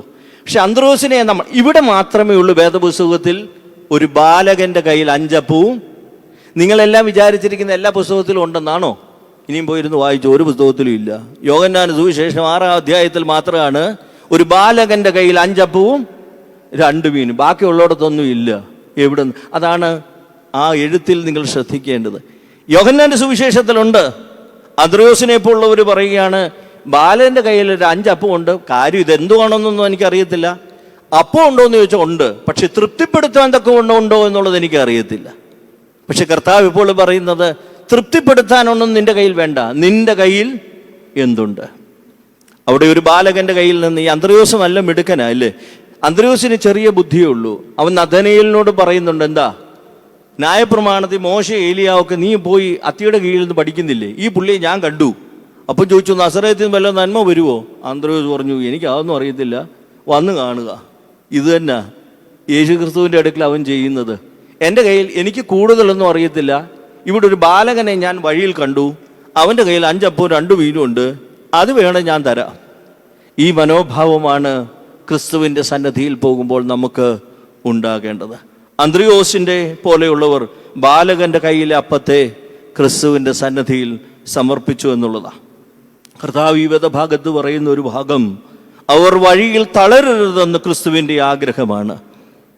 ഇത് കർത്താവിൻ്റെ ഒരു ആഗ്രഹമാണ്. നിങ്ങൾ വഴിയിൽ തളരരുത് എന്നുള്ളത് കർത്താവിൻ്റെ ആഗ്രഹമാണ്. നിന്റെ സാധ്യതകൾ അറിഞ്ഞിട്ടാണ് നിന്റെ മുമ്പിൽ അവൻ പ്രശ്നങ്ങൾ വരുത്തുന്നത്. ഇതാണ് കർത്താവ് ഫിലിപ്പോസിനോട് പറഞ്ഞത്. ഫിലിപ്പോസ്, നീ പേടിക്കേണ്ട, അന്ത്രയോസെ നീ പേടിക്കേണ്ട, ഇതിൻ്റെ സാധ്യതകൾ ഞാൻ അറിഞ്ഞിട്ടാണ് നിന്റെ മുമ്പിൽ ഞാൻ പ്രശ്നങ്ങൾ. നമ്മൾ പലപ്പോഴും പറയത്തില്ല, നമ്മുടെ ജീവിതത്തിൽ പല പ്രശ്നങ്ങളും ഉണ്ടല്ലേ. ദൈവത്തിന് അതിൻ്റെ സാധ്യത അറിഞ്ഞ് നിങ്ങൾക്കത് തളരത്തില്ല, നിങ്ങളതിൽ ജീവിക്കും, അതിൽ നിന്ന് നിങ്ങൾ തകർന്നു പോകില്ല എന്ന് അദ്ദേഹത്തിന് ബുദ്ധിയുണ്ടായിട്ടും അദ്ദേഹത്തിന് ജ്ഞാനമുണ്ടായിട്ടുമാണ് ആ പ്രശ്നം നിങ്ങൾക്ക്.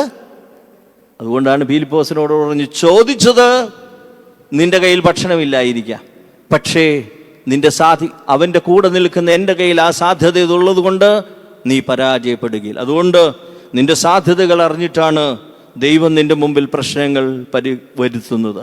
അത് പരിഹരിക്കുവാൻ ദൈവത്തിന് വഴികളുണ്ട് എന്നുള്ളതാണ് അതിൻ്റെ അർത്ഥം. അതുകൊണ്ട് പ്രതിസന്ധികളിൽ നീ തിരഞ്ഞെടുക്കുന്ന വഴി ഒന്ന് നോക്കണം. ഞാൻ ഈ 3 ഭേദഭാഗം വായിച്ചപ്പോൾ ഈ 3 ഭേദഭാഗത്തിലൂടെ ഞാൻ ഒന്ന് പറയുകയാണ്, ജീവിതത്തിൻ്റെ പ്രതിസന്ധികളിൽ നീ തിരഞ്ഞെടുക്കുന്ന വഴി എങ്ങനെയാ. 1, പ്രശ്നങ്ങൾ കണ്ടില്ല എന്ന് പറഞ്ഞ് ഇവർക്ക് ഭക്ഷണം വേണം, അവരുടെ കാര്യം കണ്ടില്ല എന്ന് പറഞ്ഞ് നമുക്ക് വേണമെങ്കിൽ നടക്കാം. 2, ലോകപ്രകാരം നിങ്ങൾക്ക് പണം കൊടുത്ത് അത് പരിഹരിക്കാനായിട്ട് ശ്രമിക്കാം. 3, ദൈവത്തിൻ്റെ ആലോചനയിലൂടെ പരിഹരിക്കാം. നമ്മുടെ ഈ ശിഷ്യന്മാരെ ഒന്ന് ശ്രദ്ധിച്ചേ. ഈ ജനത്തെ കണ്ടു കഴിഞ്ഞപ്പോൾ അവരാദ്യം വിചാരിച്ചു ഇവരെ അങ്ങ് പറഞ്ഞു വിട്ടു കഴിഞ്ഞ പ്രശ്നം കണ്ടില്ല എന്ന് നടിക്കുന്നതാണ് നമ്മുടെ പലപ്പോഴും ഉള്ള ഭാവം. ഇല്ല എങ്കിൽ നമ്മുടെ കയ്യിലുള്ള പണം കൊണ്ട് എന്തെങ്കിലും നേടിയെടുക്കാമെന്നുള്ളതാണ് 2ാമത്തെ ഭാവം. പക്ഷെ ക്രിസ്തു പഠിപ്പിക്കുന്നു, ദൈവത്തിൻ്റെ ആലോചനയിലൂടെ നിന്റെ മുമ്പിലെ പ്രതിസന്ധികളെയും പ്രശ്നങ്ങളെയും പരിഹരിക്കുന്നതാണ് ഏറ്റവും ഉചിതമായിട്ടുള്ളത്. നിന്റെ മുമ്പിലെ പ്രതിസന്ധികളെയും പ്രശ്നങ്ങളെയും ദൈവോചിതമായി പ്രവർത്തിക്കുന്നതാണ് അവിടെ നമ്മളുടെ പ്രശ്നങ്ങളെ പരിഹരിക്കുന്നതിൻ്റെ ഏറ്റവും വലിയ ഉത്തരം. ഇവിടെ പറയുകയാണ്, യോഹന്നാൻ ശ്ലീഹ ഈ വേദഭാഗത്ത് പറയുന്ന ഒരു വാക്കുണ്ട്, ജനങ്ങളുടെ സാക്ഷ്യം ലോകത്തിലേക്ക് വരുവാനുള്ള പ്രവാചകൻ ഇവനാകുന്നുവെന്ന്. അവിടെയാണ് മോശയെക്കുറിച്ച് അവർ വിചാരിച്ചിരുന്നൊരു സമൂഹമാണ് ഇവിടെ വന്നിരിക്കുന്നത്, ഈ പെസഹായുടെ പെരുന്നാളിനായി വന്നിരിക്കുന്നത്. പെസഹായുടെ പെരുന്നാളിനായി വന്നിരിക്കുന്നത് മോശയെക്കുറിച്ചുള്ള ഓർമ്മയുള്ള സമൂഹമാണ്. പക്ഷെ ഇവിടെ നമ്മൾ എന്താ പറയുന്നത്? യോഹന്നാൻ പറയുന്നു, ജനങ്ങളുടെ സാക്ഷ്യം ക്രിസ്തു വരുവാനിരിക്കുന്നവന്റെ പ്രവാചകൻ ഇവനാകുന്നുവെന്ന് ഈ വലിയ അത്ഭുതത്തിലൂടെ പ്രവർത്തിക്കുന്നതായി ജനങ്ങൾ പറയുകയാണ്. ഒരു വാക്കുകൂടി നിങ്ങൾ ഓർക്കണം, നിന്റെ കയ്യിലുള്ളത് ദൈവത്തിൻ്റെ ദാനമായി തിരിച്ചറിഞ്ഞാലേ കൈവശമുള്ളത് നിങ്ങൾക്ക് ദൈവത്തിന് കൊടുക്കാൻ കഴിയത്തുള്ളൂ. നിങ്ങളോട് ദേവാലയത്തിലൊക്കെ പറയത്തില്ലേ ഇതൊക്കെ കൊടുക്കണം. നിന്റെ കയ്യിലുള്ളത് ദൈവത്തിൻ്റെ ദാനമാണെന്ന് അറിഞ്ഞാൽ മാത്രമേ നിന്റെ കൈവശമുള്ളത് മനസ്സിൽ നിന്ന് ദൈവസന്നിധി കൊടുക്കാനായിട്ട് കഴിയത്തുള്ളൂ. ഇവിടെ ബാലകന്റെ കയ്യിലിരിക്കുന്ന അപ്പം അവൻ ദൈവത്തിൻ്റെ ദാനമാണെന്ന് തിരിച്ചറിഞ്ഞത് കൊണ്ടാണ് അത് ദൈവസന്നിധിയിൽ കൊടുക്കാൻ അവന് സാധിച്ചത്. ഇത് നമ്മൾ മറക്കണം. അതുകൊണ്ട് യോഹന്നാന്റെ സുവിശേഷത്തിൽ ഇങ്ങനെയാ പറയുന്നത്, തന്നെ പിടിച്ച് രാജാവാക്കുവാൻ പോകുന്നു എന്ന് കർത്താവ് അറിഞ്ഞപ്പോൾ കർത്താവ് എന്ത് ചെയ്തു? ഒരു വിജന പ്രദേശത്തേക്ക് വീണ്ടും യാത്ര ചെയ്തു. ശേഷിച്ചവ നഷ്ടമാകാതെ ശേഖരിക്കുവാൻ കർത്താവ് പറയുന്നുണ്ട്. ആ വാക്കിൻ്റെ അർത്ഥവും കൂടി ഞാൻ എന്ന് പറഞ്ഞേക്കാം. ശേഷിച്ചത് ശേഖരിക്കുവാൻ കർത്താവ് പറയുമ്പോൾ കഷ്ടപ്പെടാതെ, കഷ്ടപ്പാട് കൂടാതെ നിനക്ക് ലഭിക്കുന്നവയ്ക്ക് നീ വില കൽപ്പിക്കുക എന്ന അറിവാണ് അല്ലേ. കർത്താവ് പറയുകയാണ്, ഇത്രയും പേർക്ക് കൊടുത്തു കഴിഞ്ഞപ്പോൾ 12 കൊട്ടയോളം അധികം വന്നു അല്ലേ. അപ്പൊ കഷ്ടപ്പാട് കൂടാതെ കിട്ടുന്നവ നീ വില കൽപ്പിക്കണമെന്നാണ് കർത്താവ് പറഞ്ഞിരിക്കുന്നത് അല്ലേ. കാരണം അതിൻ്റെ വിലയുള്ള പലരും, വിശപ്പുള്ള പലരും ഈ ഭൂമിയിലുണ്ട്. ഇതുപോലെ നമ്മുടെ ജീവിതത്തിൽ പലതും ദൈവം തന്നിട്ടുണ്ട് അല്ലേ. പലതും ദൈവം തരുമ്പോൾ നമുക്കത് ഏറിയതാകുമ്പോൾ നമുക്കതിന് വില കുറയും. കർത്താവ് പറയുകയാണ്, കഷ്ടപ്പാട് കൂടാതെ കിട്ടുന്നവ നിനക്ക് വില കുറവാണെങ്കിലും നീ അതിൽ ദൈവത്തിൻ്റെ അനുഗ്രഹത്തെക്കുറിച്ച് കാണണമെന്നുള്ളതാണ്. അതുകൊണ്ട് കർത്താവ് അവസാനമായി പറയുന്ന ഒരു വാക്കുകൂടി, ഉണ്ടാക്കി തന്ന വസ്തുവിനേക്കാൾ വലുത് ഉണ്ടാക്കി തന്ന ക്രിസ്തുവാകണം. ഈ വേദഭാഗത്തിൻ്റെ അവസാനത്തെ വാക്കുകൾ അതാണ്. ഉണ്ടാക്കി തന്ന അപ്പത്തേക്കാൾ വലുത് ഉണ്ടാക്കി തന്ന ക്രിസ്തുവാകണം. നിന്റെ ജീവിതത്തിൽ എന്തൊക്കെ ഒത്തിരി വസ്തുക്കൾ ഉണ്ടാകാം, ഈ വസ്തുക്കളെക്കാളൊക്കെ വലുത് ഉണ്ടാക്കി തന്ന ക്രിസ്തുവാകണം. ഈ മനോഭാവത്തിലേക്കുള്ളൊരു യാത്രയാകട്ടെ ഈ വിശുദ്ധ നോമ്പ്. അതുകൊണ്ട് 4 സുവിശേഷങ്ങളിലുള്ള ഒരു സംഭവത്തെ, 5 അപ്പങ്ങൾ കൊണ്ട് 5000 പോഷിപ്പിച്ച സംഭവത്തിൻ്റെ ആധ്യാത്മികപരമായ വശം ഈ 4 സുവിശേഷകരും എങ്ങനെയാണ് കണ്ടത്? അതുകൊണ്ട് യോഹന്നാൻ്റെ സുവിശേഷം പറയുന്നത് മോശയേക്കാൾ വലുത് മോശ ദൈവത്തോട് പ്രാർത്ഥിച്ചാട്ടാണ് കൊടുത്തതെങ്കിൽ യേശു ക്രിസ്തു തന്നെയാണ് അപ്പം ഉണ്ടാക്കി കൊടുത്തത്. ഇവൻ ദൈവപുത്രനാണെന്നുള്ള സാക്ഷ്യമാണ് യോഹന്നാൻ ചെയ്യുന്നത്. ഓരോ സുവിശേഷകരും അവരുടെ പിന്നിൽ ഈ 5 അപ്പങ്ങൾ കൊണ്ട് 5000 പോഷിപ്പിക്കുന്നതിന് ഒരു പുതിയ ദർശനത്തോടു കൂടിയാണ് അവർ പ്രവർത്തിച്ചത്. ആ അറിവുകൾ നമുക്ക് നേടാൻ കഴിഞ്ഞു. ഓർക്കുക, ഉണ്ടാക്കി തന്ന വസ്തുവിനേക്കാൾ വലുത് ഉണ്ടാക്കി തന്ന ക്രിസ്തുവായി നമുക്ക് മുന്നോട്ട് പോകാം. ദൈവത്തിൻ്റെ പരിശുദ്ധാത്മാവ് നമ്മെ സഹായിക്കട്ടെ.